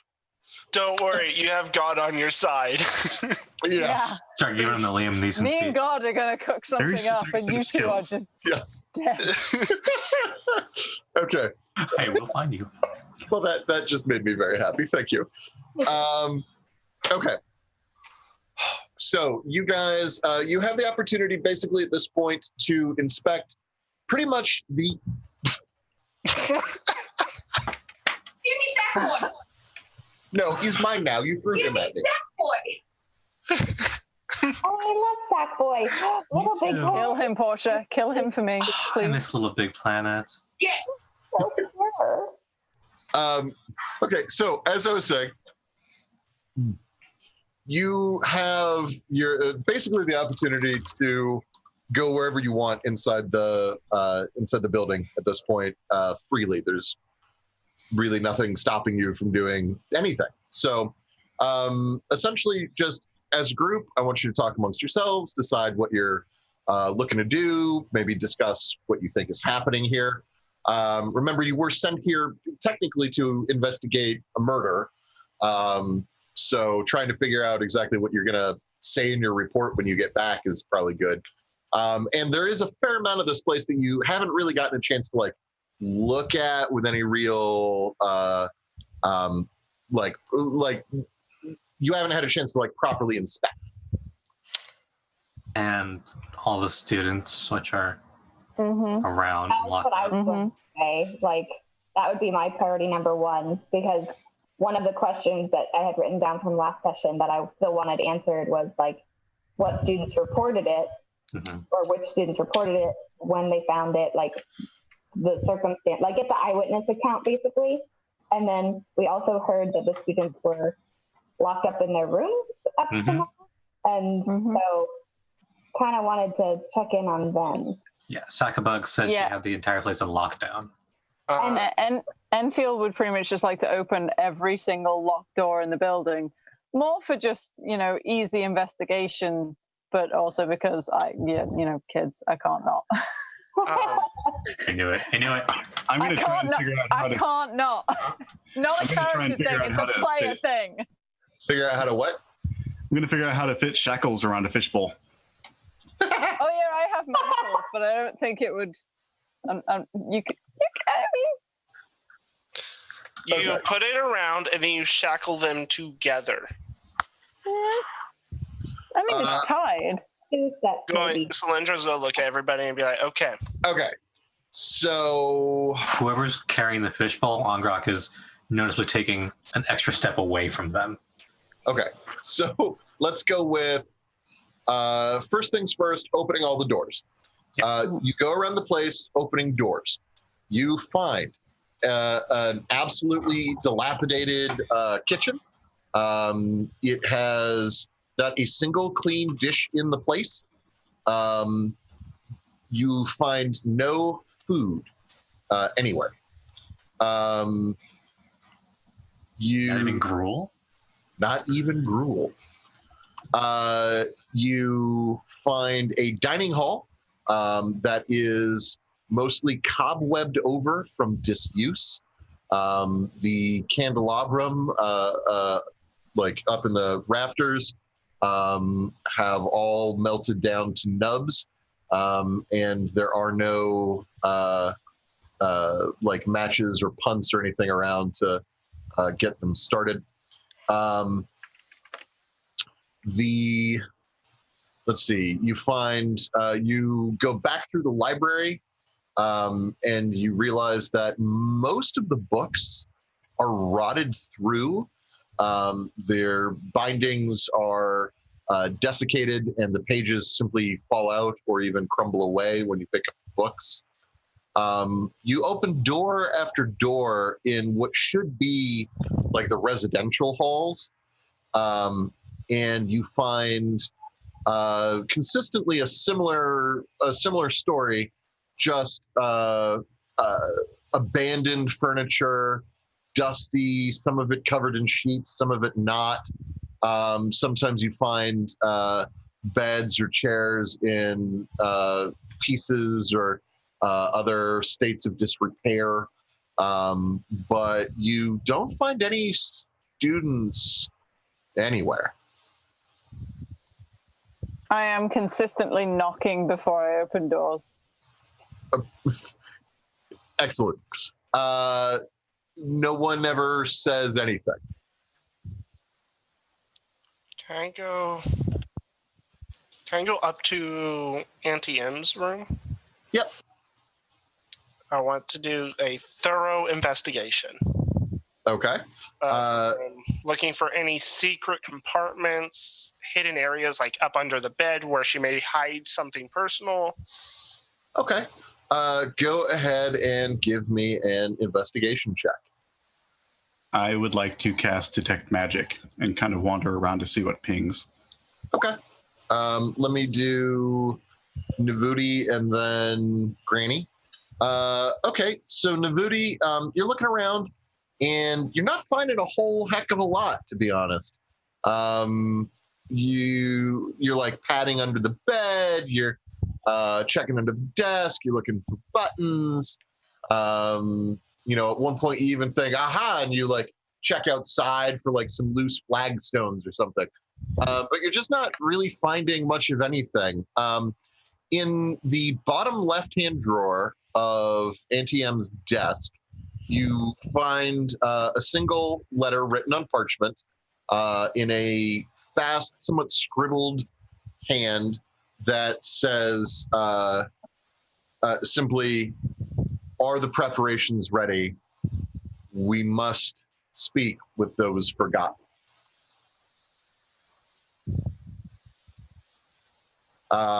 And then it is signed underneath CX.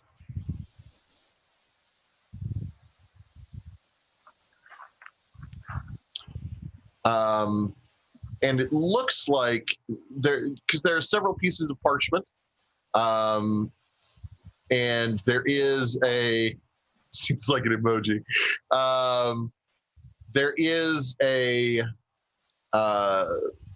like a small stack of parchment underneath, and I'll give you this. You do find this. There's like indentations from what look like a response letter, perhaps, that was sent, and you can see sort of the indentations in the piece of parchment beneath. You would need to like rub them with charcoal or chalk or something to be able to figure out what they actually say. Okay, I'm gonna just pick it up and carry it, like do the whole. I don't think I ever got any bags from anyone, so I'm gonna just like hold it up by the corner. Okay. And go find people and be like, evidence. Do we got a bag? Yes, I have the evidence collection. Dwyer and I have the stuff. Yeah, I'm just like holding it like by the. Actually, mage hand, hold it. Okay. No fingerprints from me. And Dwyer just uses his handkerchief to like grab it and put it in an evidence bag for now, for later processing. Okay, sure. So it's in an evidence bag. Let's go to Granny Mivix. I'm casting Detect Magic.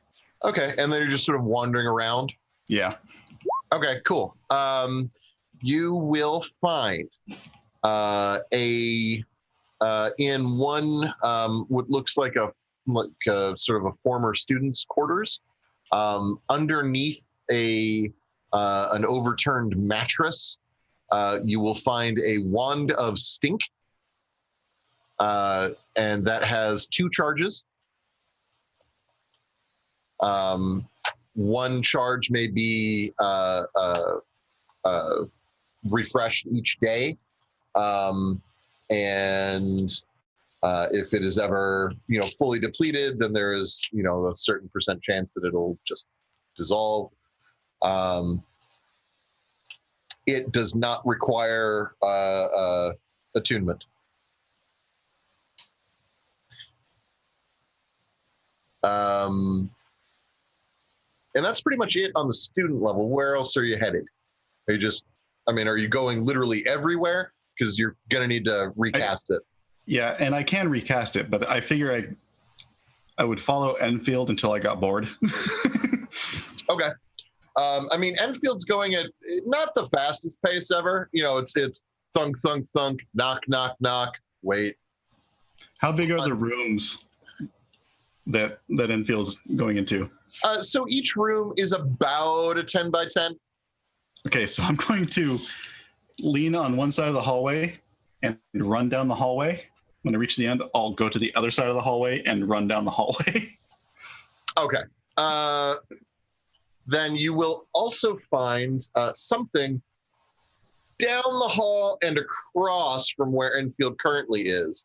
Towards the end of the hall, there is something on the other side of this door. Smaller than a fist.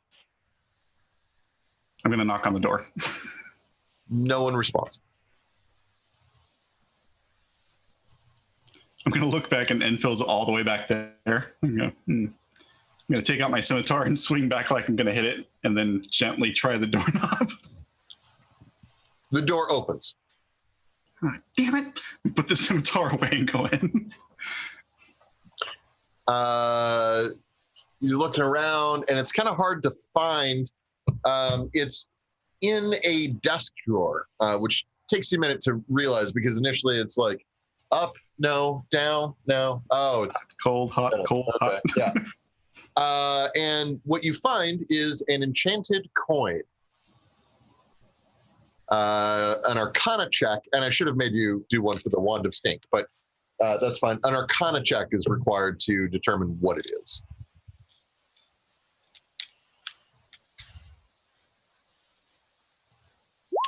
He should.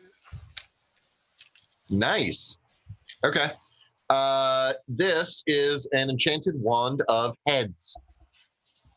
Or enchanted wand. Enchanted coin, sorry. It is magically enchanted to always come up heads.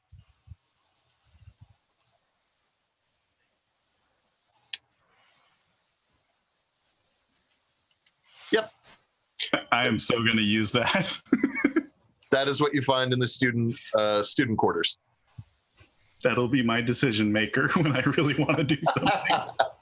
Okay. I'm just thinking, we go against like a demon or something. Fine. You give up instantly and go to jail if this lands on heads. Some of the Rakdos will take you up on that. Mm-hmm. We make our own luck. Some of the Rakdos will also recognize the cheat and fight you for it after. But regardless, what else are you doing? Angrak, what are you looking for? Enfield, you're searching things. Dwyer, what are you looking for? I feel like Angrak would have followed Solyndra.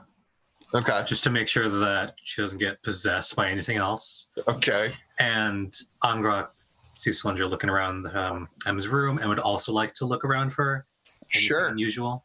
Give me an investigation. Please. Nah. 20. Shit. Yeah. So, yeah. Anything to eat? No. Oh, God, no.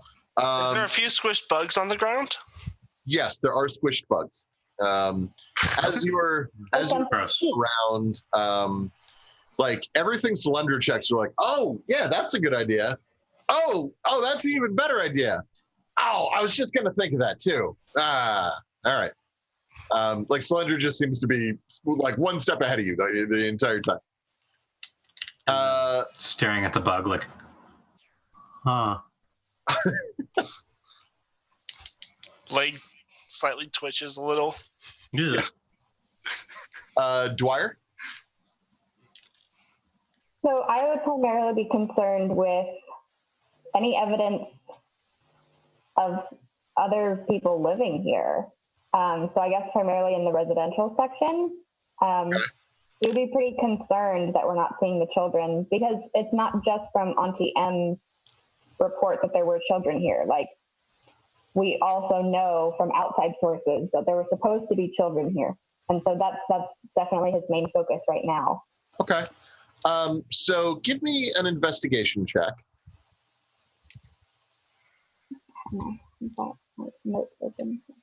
Here we go.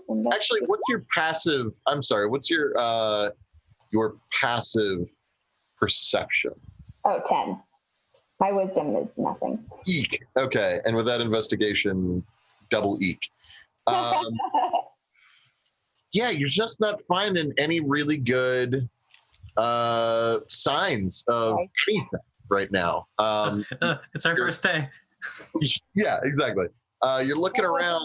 You know, it's possible, though. Don't you have items in your kit, maybe, that are designed to help this kind of thing? Yeah, but only 5 charges. Well, I'm going to use one because I think people are missing.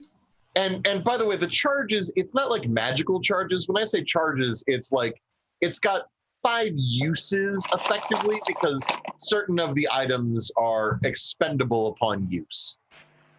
But then fingerprint powder. Right, exactly. Okay. But like the magnifying glass, for example, will give you a +2 to your investigation. The fingerprint powder will give you a +2 just on its own. The whole thing, what did I say, gives you a +4, right? Yes. And we have yellow and purple fluid-filled vials, but I still am not sure what they do.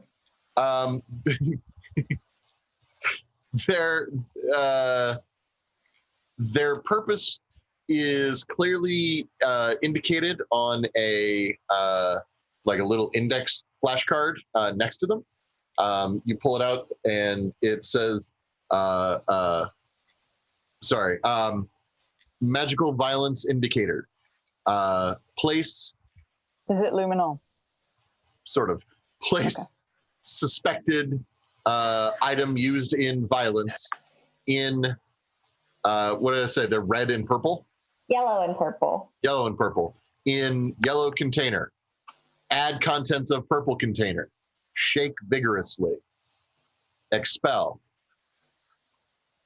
Interesting. Not say what it will do to indicate anything, but that's what it says is how to use it. Okay. What does this mean? I really love the idea of fantasy luminol. This is great. The fingerprint powder is actually pretty straightforward. Like you just, you sprinkle it over wherever you think, kind of thin it out, see what's around.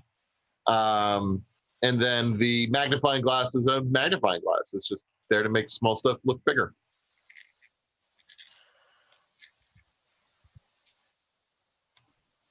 Hi, Throck. Lovely noise, Throck. I don't know if anyone else can hear him. Yeah.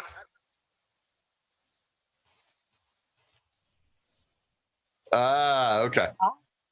We can hear a ghost voice. It's okay. A mass hysteria going on. It's fine. I hear ghost voices all the time. Fair enough. I hear voices all the time. Does anyone have any additional ideas that they want to try out? I should probably go down into the basement with my detect magic sense tingly thingy. Sure. So if you head down into the basement, what's the duration on detect magic? It's like 10 minutes. It's like 15 minutes. I think it's 10. I think it's 10 minutes. 10 minutes. So I'm going to say that it would be, you can basically do it once per floor. So the residential floor is its own thing. So that was one use of it. You could use it, on the first floor, and I'll let you get the magic room in that. And then you could also use it in Auntie M's office, and that would be another use. Okay. I was going to say, I was going to head down to the basement once I was done checking Auntie M's stuff. Okay, that's fine. So, huh? Sorry, what? You were about to say. I was just ask. Did Enfield relay your little confrontation with the gargoyles to the rest of us? No, probably not. Okay. It wouldn't occur to them unless someone asked them, or like if Granny Mivix brought it up, they wouldn't deny it. But it wouldn't occur to them to just say, "Oh, by the way, I have a grudge match with a gargoyle." I mean, they have a massive dent in the front of their face and are looking pretty like, a toaster you'd find on a dump. They don't look good. Oh, the brave little toaster. Oh. Yeah, they there's like a couple more cracks where you can see like, magic light seeping through. They look like they've been in a fight. This HP is Yeah, they always look like guys. If I heal Enfield, would they like reform? I think the essence that runs through them, the magic that's holding them together, would kind of like get stronger. They'd probably have to beat out some dents with their tinker tools, though. Like they'd stop leaking things, but they'd have to do some maintenance to make sure they actually don't look dented.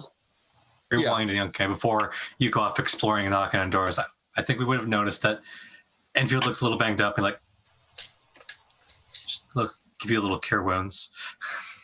Sure. How much does that heal for? Let's find out. Thank you. Whenever Cylindra. 10. Yay! All right, not bad. It's max healing. Wow, damn. Like, Enfield just kind of straightens up, and things like stop leaking out of them. Yeah. I hit a gargoyle, and it hit me back. True. Once? Twice. 3. I hit once. It hit twice. Huh. Did this happen in her office? Upstairs. When she turned into bugs. I'm not good at bugs. Looking at the fishbowl. What?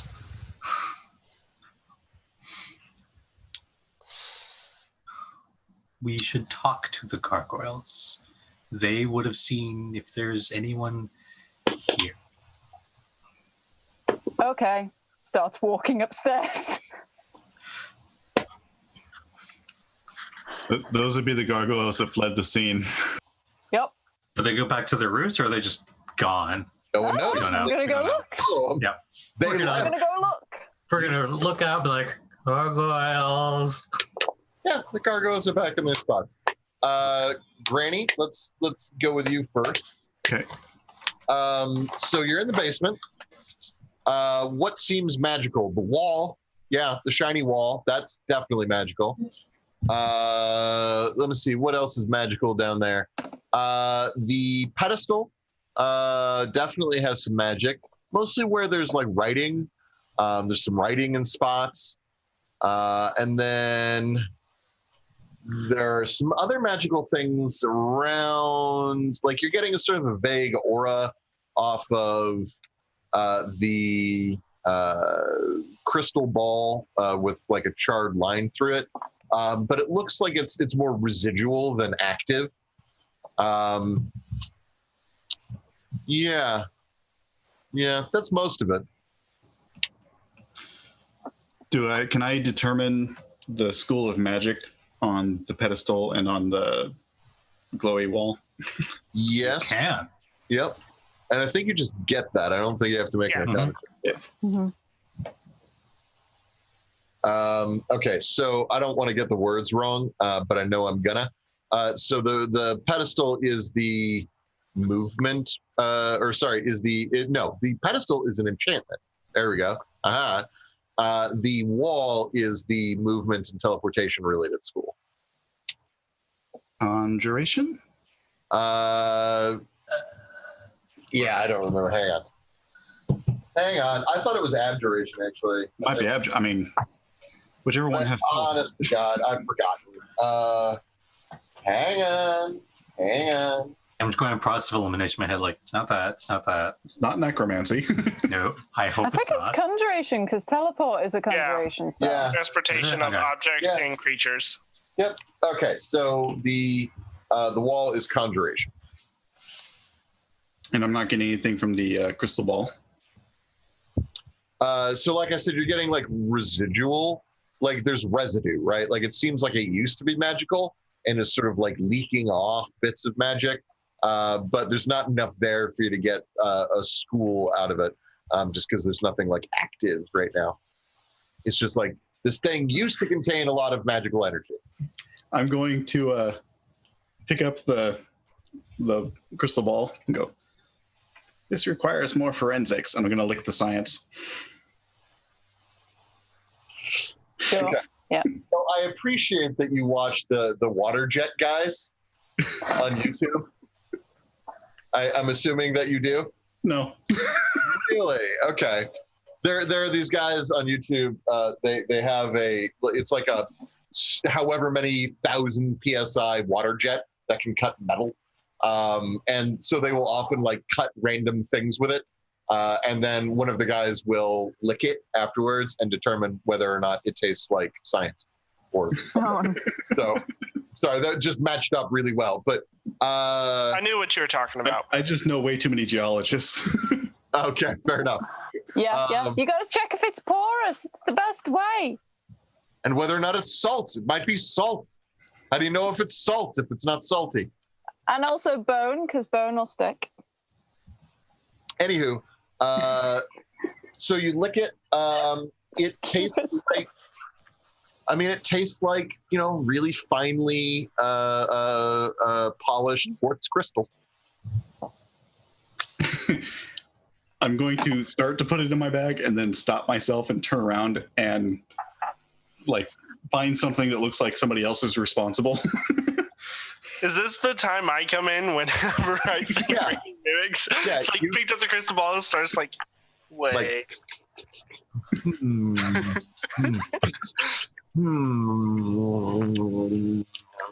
Not divination, no. No, not abjuration. It's got that spice like evocation, but not quite. Yes.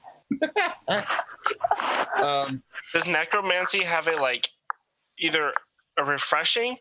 Necromancy tastes like sour milk. Yeah. Yeah. Okay, so More than enough. It's basically butter. No. No, it turns No. yogurt at best. It's all like sour milk, or it's all like chunky and stuff. Curdled milk. No. So, continuing onward, before I dry heave, who was doing the other thing? There was another thing that was happening. I was going to find the gargoyles. Yes, you're just going, oh, thank you, Pope World Build. Yes, they're identifying items through taste now. They've cast, Granny Mivix has cast Detect Magic, but has determined that in lieu of an Arcana check, it will be a flavor check. As is the appropriately goblin-y thing to do, I think. So you're heading back upstairs to go see if you can negotiate with the gargoyles. The gargoyles are back on their perches. And actually, it's begun to sort of lightly drizzle outside. And the gargoyles are all sort of like hunkering down in their little sluices and opening their mouths, ready for rain. That's adorable. And no one should clip that. Yeah, that should not become a clip. Uh-huh. Mm-hmm. Dummy shark. Fuck off. All right, so you win this round. So the gargoyles are there, and they're getting ready for the rain. They're sort of hunkering down. What do you do? I will go to one of the. They're My brain is saying portcullis, and that's not the right word. Portico? Yes, Yeah. thank you. So they're about 25 feet above you, up on. There's like roof, and then like this ledge on the roof over Auntie M's room. I'm just gonna like lean out and just shout up. Can I speak to someone about what happened downstairs? Hang on. I won't attack you. Why? No. Hang on. Thank you. Crunch, crunch, crunch, crunch, and a gargoyle will rappel down the wall. Is it the one that I have a grudge match with? No. Good. Okay. That's fine. And we'll hop down and we'll look you in the eye. What? We were told that there were children living here. We can't find any children. Who told you there were children living here? Auntie. Ah, yeah. Yeah. No, there's no kids here. There haven't been any orphans here for,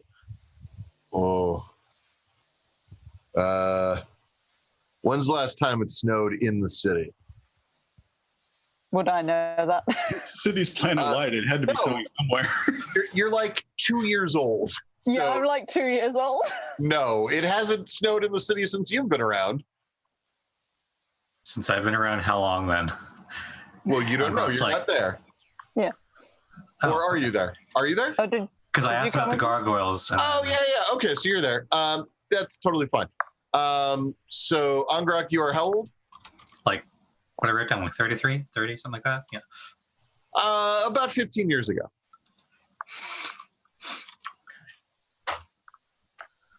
Because you remember being a calf and tossing snowballs around with your friends. Yeah, like we do. Little cool. Although I was the only calf and they all made fun of me. Oh. Poor little cool. There's not a lot of minotaurs in the church. No. Also, not a lot of fun in snowballs. No. No fun. No, the Viscouncil looked at you disapprovingly. Okay, so yeah, so it's been about 15 years.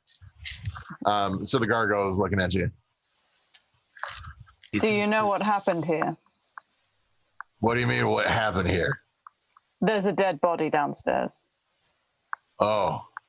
Well, some of it. Look, the old lady, bug lady, the old bug lady, she used to have all sorts of weirdos come in and out. But we didn't really pay too much attention because she didn't care if we ate the lime off the walls.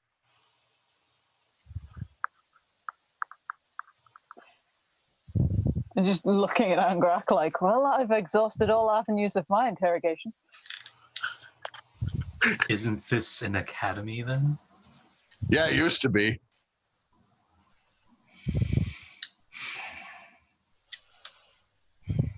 I think the lady was just freeloading, though. Last time there was kids here, they, let me see. Well, the old guy, he got sick and he died. And then the matron, she took over for a while. And, she was nice, I guess. But then she got old. And then we didn't see her anymore. Pretty sure the last kid probably was gone. I don't know. 8, 7 years back, maybe. What can you tell us about the bug lady?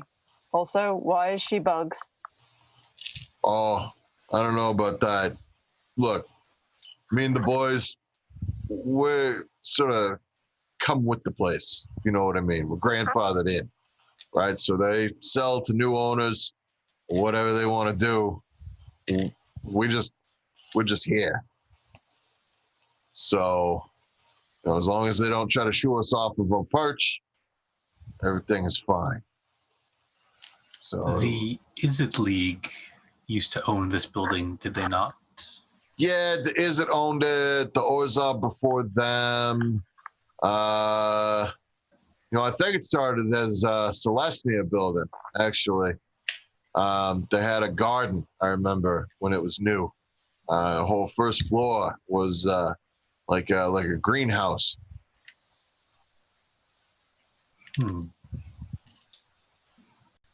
How long have all of you been here? Oh, me and the boys, we go way back. We've been here, well, I don't know, I guess since the beginning of the building. So, probably 100, 150. I don't really remember. There's a lot of periods of time where like nothing's really happening. So I just kind of check out for a decade. Goals. I'll come back up, see what's going on.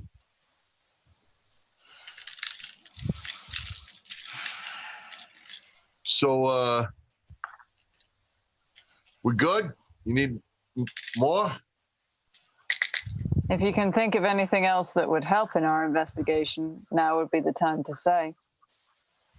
I mean, I don't really know what you're investigating, so. Body downstairs, dead. Oh no, I don't know shit. Just looks at Ongrok again, just like, are we done? Well, if we need you again, we'll come back. Oh yeah, sure. I'll definitely be right here. We don't really leave this rooftop unless the sausage guy comes by. Oh man, those sausages are good. Sausage guy. Yeah, he runs a little cart right outside. Sausage in a bun. Cool.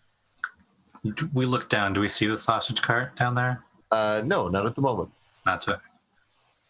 Yeah, it usually comes down here once, twice a week. About midday, typically. Does he come into the building or just in the street? In the street. We fly down. We can smell him, right, from good ways off. And, as much as we like eating lime and the odd bit of shale, good sausage, really, really hits the spot. Can't relate personally. But good. You should try one. Get the spicy. I don't have a stomach. Well, you should get one of them first. Yeah. Just nods, just like, All right. I'm going to go, okay? Thank you. Yeah. Flap. Majestic flap. Majestic flap. Majestic flap flap. Yes. Does Granny Mivix know about the message that Solandra decoded? I don't know. Did Solandra share it with anyone? I don't believe I've heard Solandra say so yet. I thought I did. Like, I read it out loud. Just to Dwyer and I. Yeah. And when I came down and saw you licking the crystal ball, I would have been like, then I would just then told you what it says on the side. Be like, I wouldn't lick that. I have a mental image of me literally licking the ball as I'm staring at the message. And I'm like taking like my finger along the bottom of it, slowly reading it out, like, to commune, sacrifice the heart. Stop communing with the ball. I'll take your heart. I'm going to wander over to the body and see if I can see if it still has a heart. Oh, that's a good question. The body is not currently open and available in that way. You guys know real quick.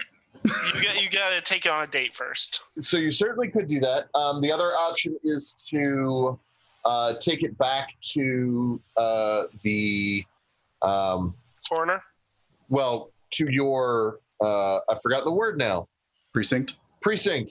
Thank you. To your precinct building, and hand it over to your in-house coroner. I vote on that one. I already have my scimitar happen. Oh. I just imagine you have like halfway out, you just see my hand just gently like, no. Can I try to judge the age of this merfolk? Are they merfolk? Or are they like train, or are they sea elf? No, I mean it's merfolk, so Okay. they're a bit sea elfy. I will try with. Fun. Hang on. Because I'm just trying to see if it's truly like a kid. Because I'm trying to figure out what you would make that check with. Medicine to determine age? That's what I was thinking. Yeah. All right, go ahead. Make a medicine check. Okay. My best roll all night. You know that this person is older than 13 and younger than 50. I had a mental argument in my head of use history. Well, how would you justify history? How old is it?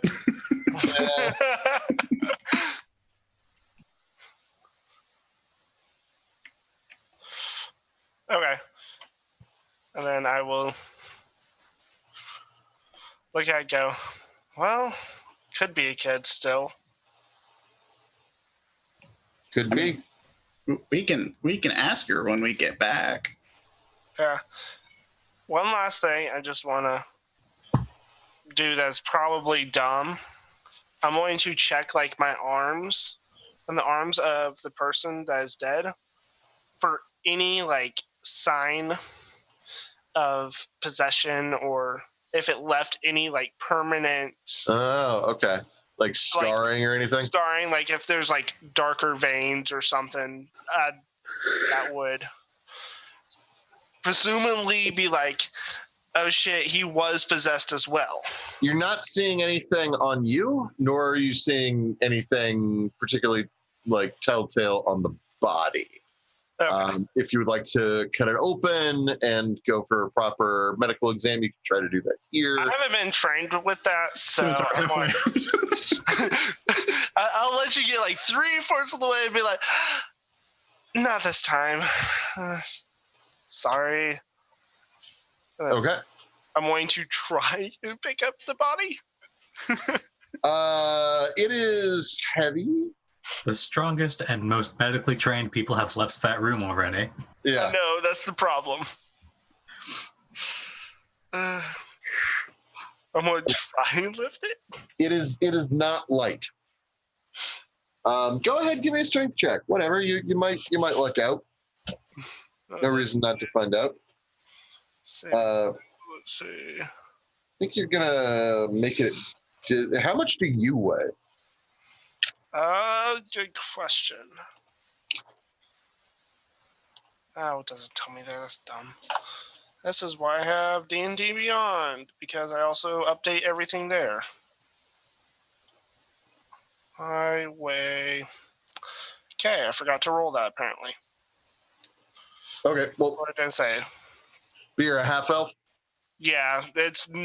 I want to say I was thinking like 120, 130, like on the lighter end. Okay, you can just write it in. I don't care if you roll it necessarily. I like rolling because I never pick numbers correctly. Fair enough. Okay. I'm 6'3", like 220. So I'm like, I haven't been on around 100 pounds in forever. That seems like uber skinny.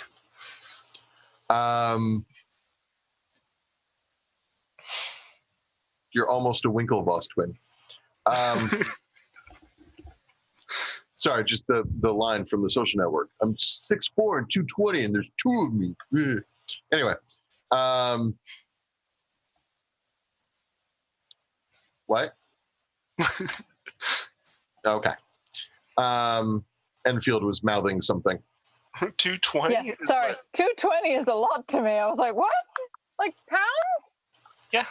Yeah. Whoa. there's a point after 6 feet tall where like every inch is like a lot more poundage than you would expect. Yeah. I mean, to be fair, more than 2 of me. I'm 5'9" and I'm 210, so I'm 6'1" and I probably weigh more than any 2 of you, but I'm also just big. I'm 5'3" and I'm under 100 pounds. And you're still taller than I am. Excellent. Yes, I'm tall compared to you. I not only weigh more than any 2 of you, I could also probably gleefully carry Shakes just under 1 arm. Oh yeah, everyone does. It's one of those things. Every time someone gives me a hug, I leave the ground. Okay. Yeah. I'll just take my Shakes and go.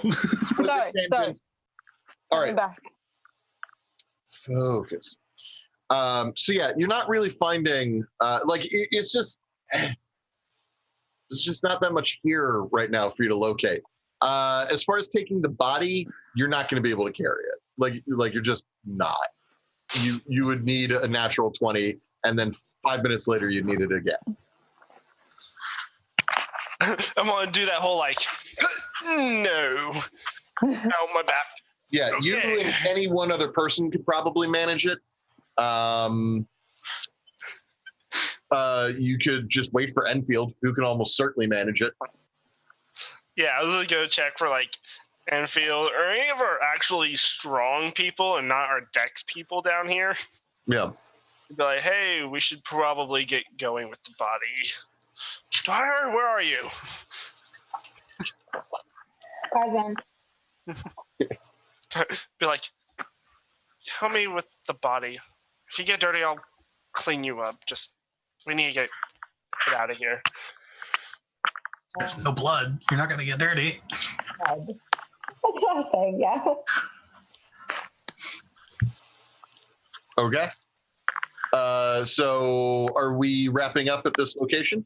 Are we going to go back through the sewers? Okay, so what I did want to say, on our way out, which is fine, I'm done in this location, I'd like to see if we can talk to a neighbor.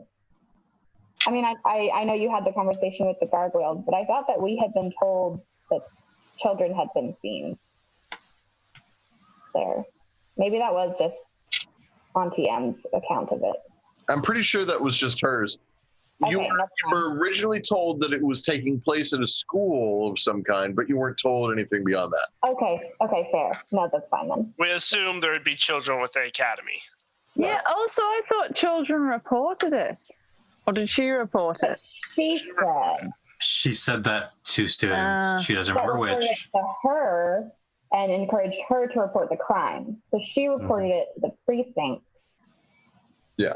And made up children. Doesn't it seem stupid to anyone else that she reported a crime when she could have just hidden a body, especially since she has a basement? Something went wrong, I think, because she waited to report it too. So I don't know.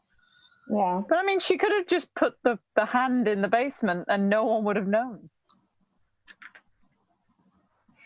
Maybe someone would look for. Yeah, I suppose identifying the victim would be job 1. Victimology. I watch Criminal Minds. I know. And Mindhunter. Was that an easy on your cup? Focus. So, are you guys done? Yes. With this location? Yes. Yeah, because Sausage Guy isn't outside, so. Yeah, Sausage Guy is not outside. So how are you taking the body back to your base? Are you going back through the sewers? Are you just carrying it over Enfield's shoulder? I think we would very definitely go through one of those empty rooms and find a bed sheet, just something, so it's not very obviously, hey, corpse. Sure. So you're wandering. So you're wandering down a wagon. So you're wandering down Tin Alley carrying a body and a bed sheet, something that people in Tin Alley have seen thousands of times before. Yeah. Taking some rope, do the whole wrap it at certain points. Sure. They don't. I'm just carrying it like princess style, like Hagrid carrying Harry. They don't care. You could have said Andre the Giant carrying the princess bride, that would have worked. But no, you went Hagrid. No. It's a very specific, weird holding thing that he does where it looks like he's not holding him at all. Let's It's probably not like I'm holding you close to me. It's like like you're floating and my hands are under you. It's a weird thing. Okay. Watch the movie. So you're walking around down Tin Alley. And I'm sorry, someone was doing something immediately? Yes, no? Yeah. Okay, maybe Why did you want to talk to neighbors? No? Yeah. I changed my mind once I cleared up. Okay. We got that information. All right. You guys are making your way down 10, walking fast. Carrying bodies. Da, da, da, da, da, da. Yeah. Fast, and we're precinct down. Da, da, da, da. Corpses normally smell. This one doesn't smell as bad as usual. It does smell. Oh, yeah. I have no sense of smell. I don't have a nose. Yeah, I'm just mentioning it because of comments you made in the Twitch chat. I was singing to the song. That's a genuine comment. Okay. Yeah, you guys make it back without any incidents. As you walk in, your sergeant stands up behind his desk and looks at you, says, what did you find? I'm going to hold up the fishbowl of bugs and go, we have apprehended a suspect. We have evidence. Please let me clarify. Take the suspect to the holding cells. We will interrogate it later. Who is the body? As yet undetermined. I see. Interesting. And what of the state of the building, the academy? Derelict and empty. That's no academy. Interesting. Not anymore. Interesting. Okay. Well, you should place the suspect in the holding cell. You should place the body in the morgue. And then I need all of you to report back to me for your next assignment. Sir, yes, sir. You will work more on this investigation later. I'm off to the morgue.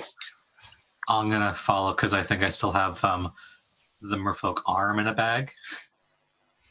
So I'm going to follow with the arm. You're doing what with the arm?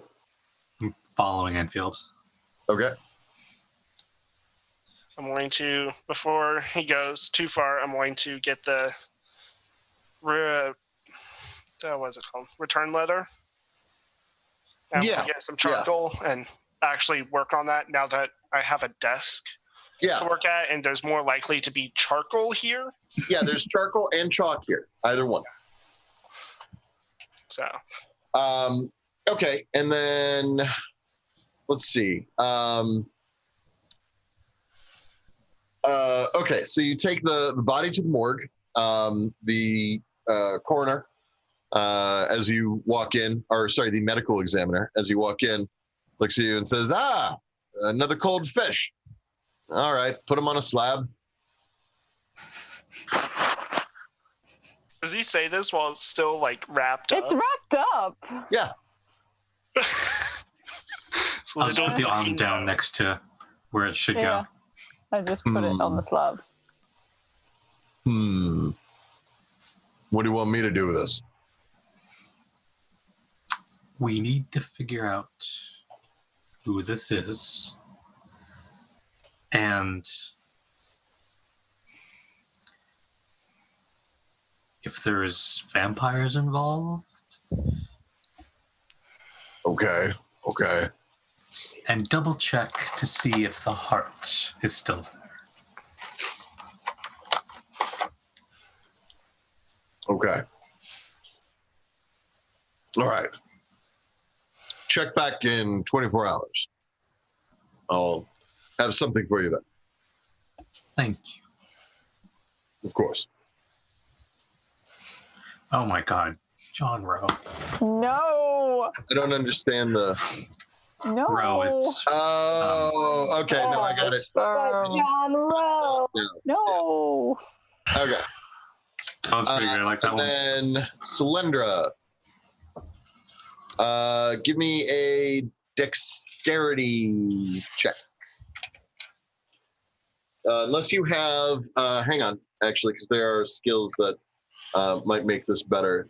Do you have, where is it? I do not have forgery. If that's what you're looking for. Well, and so forgery is one of the options, but there are others. Do you have sleight of hand? I do have sleight of hand proficiency, I believe. As soon as I find it. Yes, I do. Okay. I also have disguise kit. Okay. No. Are you proficient with your disguise kit? Yes. Yeah, but it's not forgery. Yeah, nah. I'm still proficient with sleight of hand. Yeah, let's go sleight of hand. Dirty 20. Alrighty. Okay. So you are, it takes you a little bit, and you definitely screw up at least the first word. But you catch what comes next, which says, I'm moving as fast as I can. I'm moving as fast as I can. Just keep your damn pants on. I will be out there, preferably with the coordinate as quickly as possible.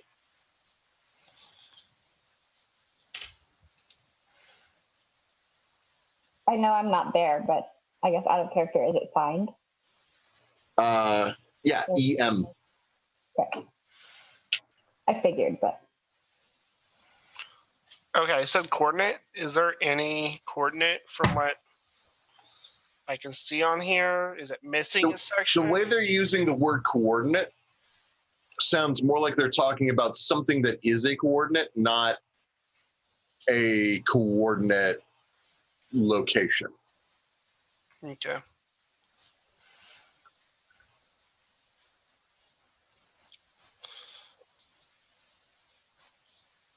And the thing earlier was asking for the book was asking for what? The designate. The what? The designate. I think the designate. Yes. Okay. So we have coordinate and designate. Mm-hmm. And these are bandied around more like positions than anything. What was that last sentence? The slow writer. Oh, sorry. These words are used more like positions than in the letter.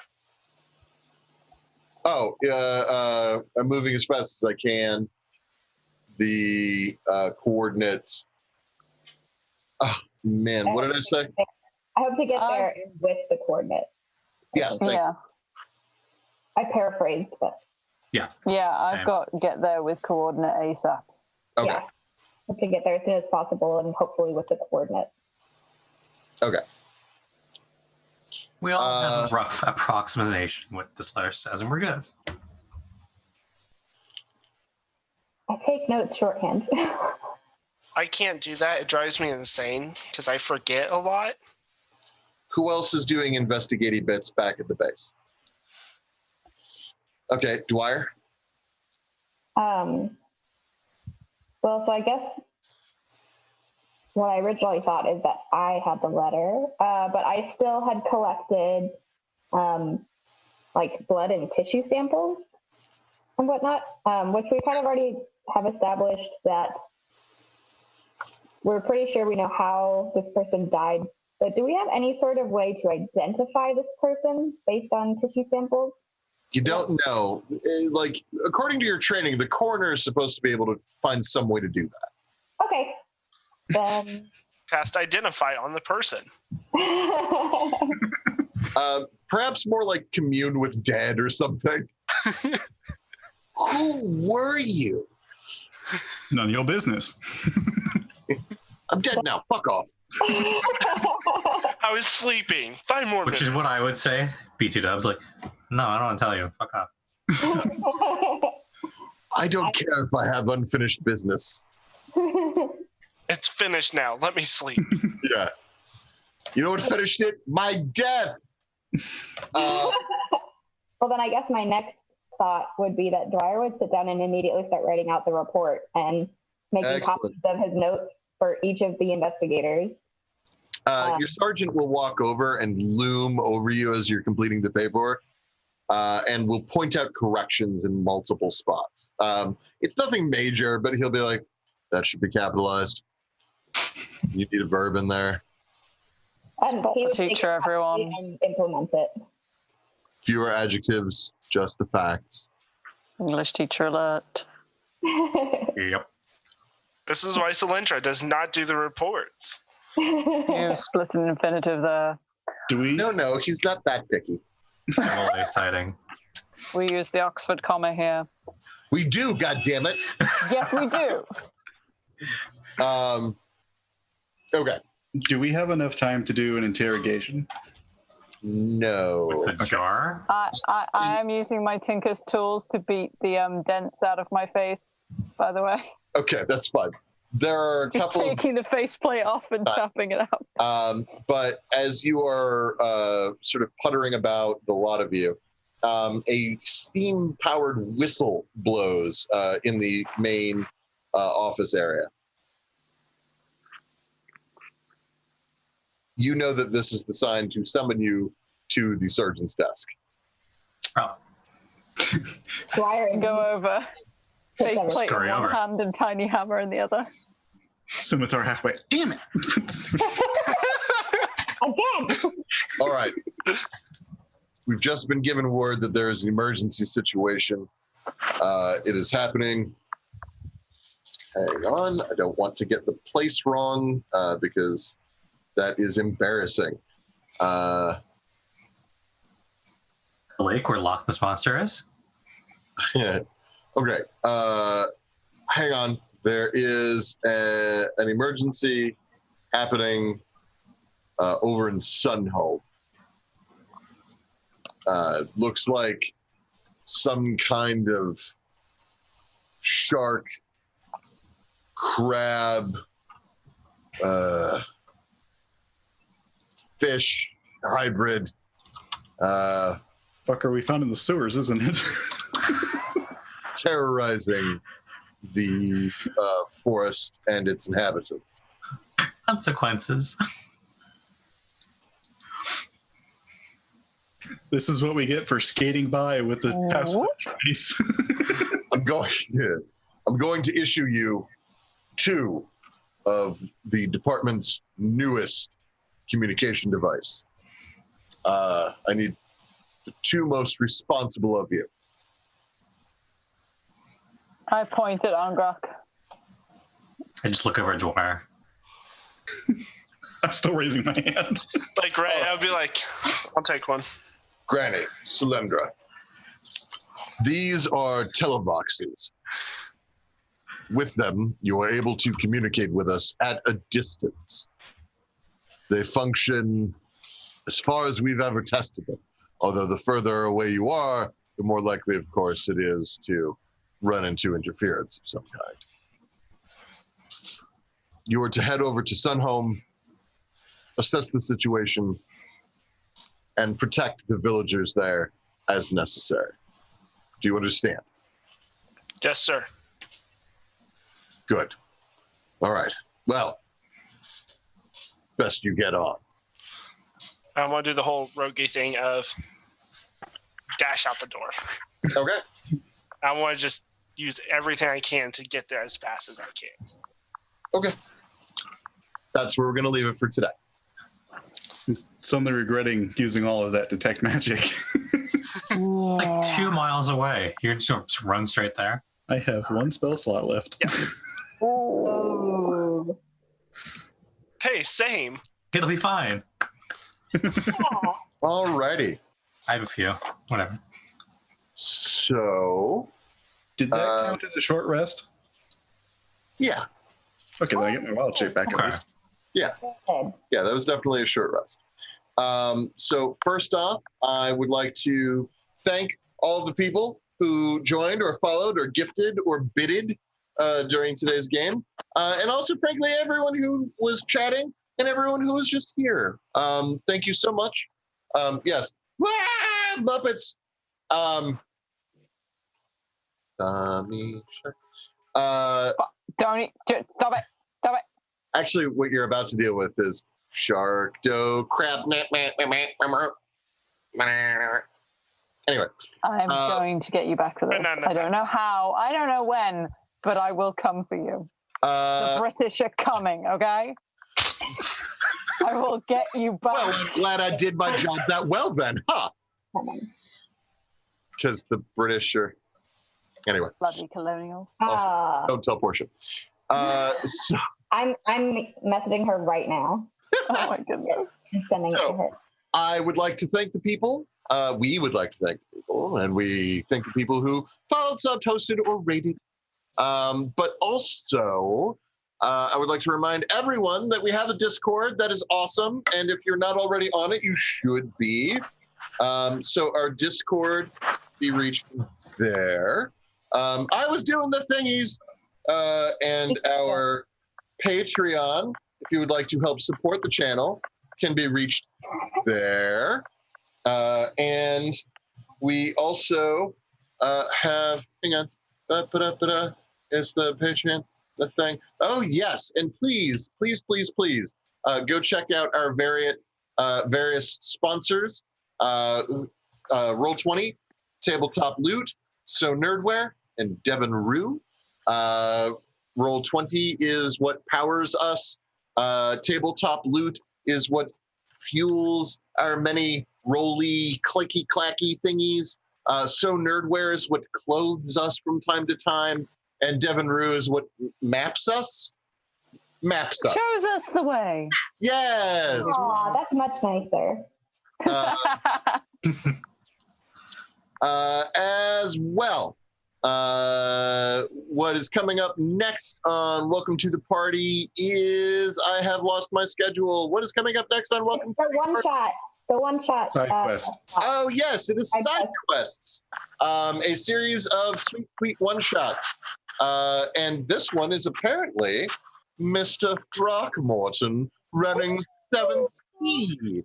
Disembodied voice. Yay. So if you would like to see some really cool dramatic pirate shit happening, or not necessarily pirate, but like heist action, then you should stick around for what's coming up next. Normally we would go raid somebody, but when we pop right into the next thing, we like to hang out for the next. Oh, that'll be cracking about. Thank you. Yes. It's sweet. I love you, God. Are we leaving? Are we done? Is that it? Yeah. And it glows. I wasn't done. You deserve that. Actually, I was basically done, except for I wanted to go around real quick and check in with all of our players and plugs. Who are you and where can you be found?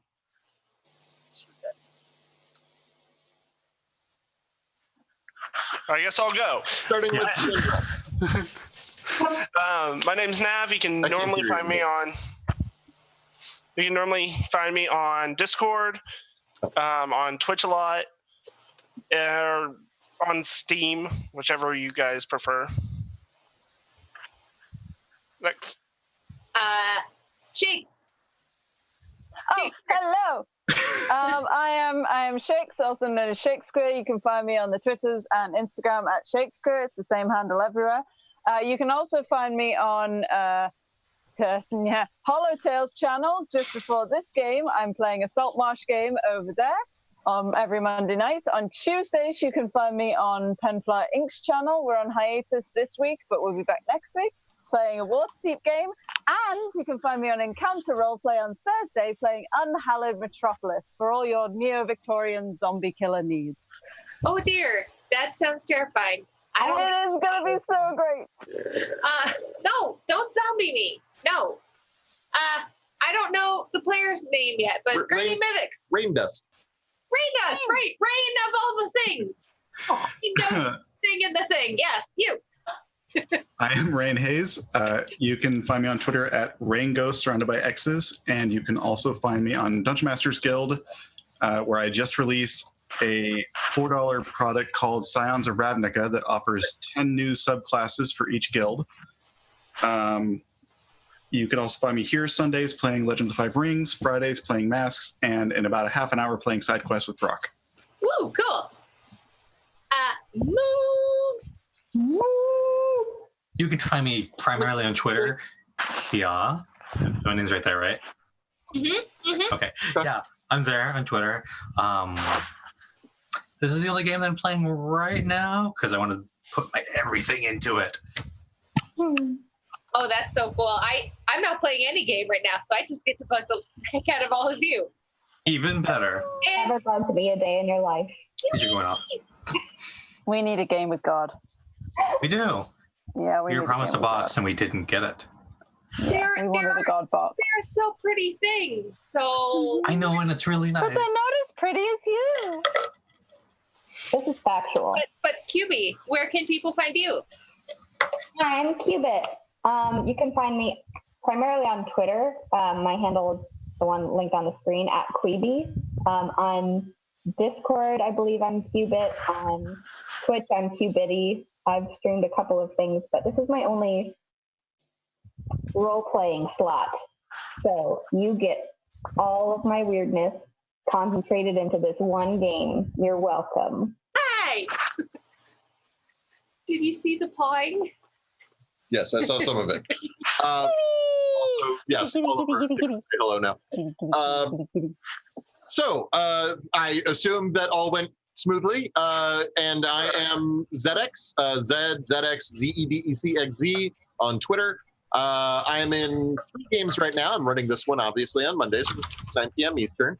I am in a Shadowrun game over on Devil's Luck Gaming with Brock and Foxbar and Connery, Kaylee, and Kevin.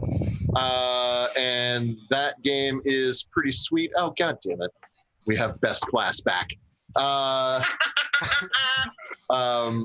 We just got done blowing some stuff up, and I think there's going to be some more blowing some stuff up probably coming soon over in the Shadowrun game. That is Sundays, and it goes from... Sorry, there's a cat. That is heart-shaped? And it... Oh, my God. And I want to say that it goes from 7 to 11, although it might technically be 8 to 11. Throck can correct me.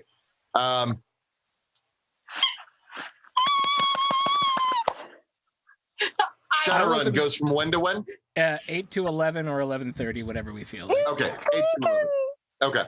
And then I'm also in our Mouse Guard game on this channel that is every Saturday from 3:45 to, I want to say 6:45? 6:45, yes? Throck is... 3:45 to 6:45, yeah. I made a lot of Dude, shit. learn when your games are. Jesus. I know when to show up, and then I keep playing until I'm told I'm done. And then sometimes I keep playing after. I swear to God. Because now, like, every 5 seconds, I'm like, is she going to hit me? Is she going to hit me again? She's about to hit me. It is so soft. Hold on. Yeah. Oh, that hurts so much. When you know what's coming. All right, I'm going to turn this goddamn stream over. We're going to turn this stream around and go home. We'll see you. Bye.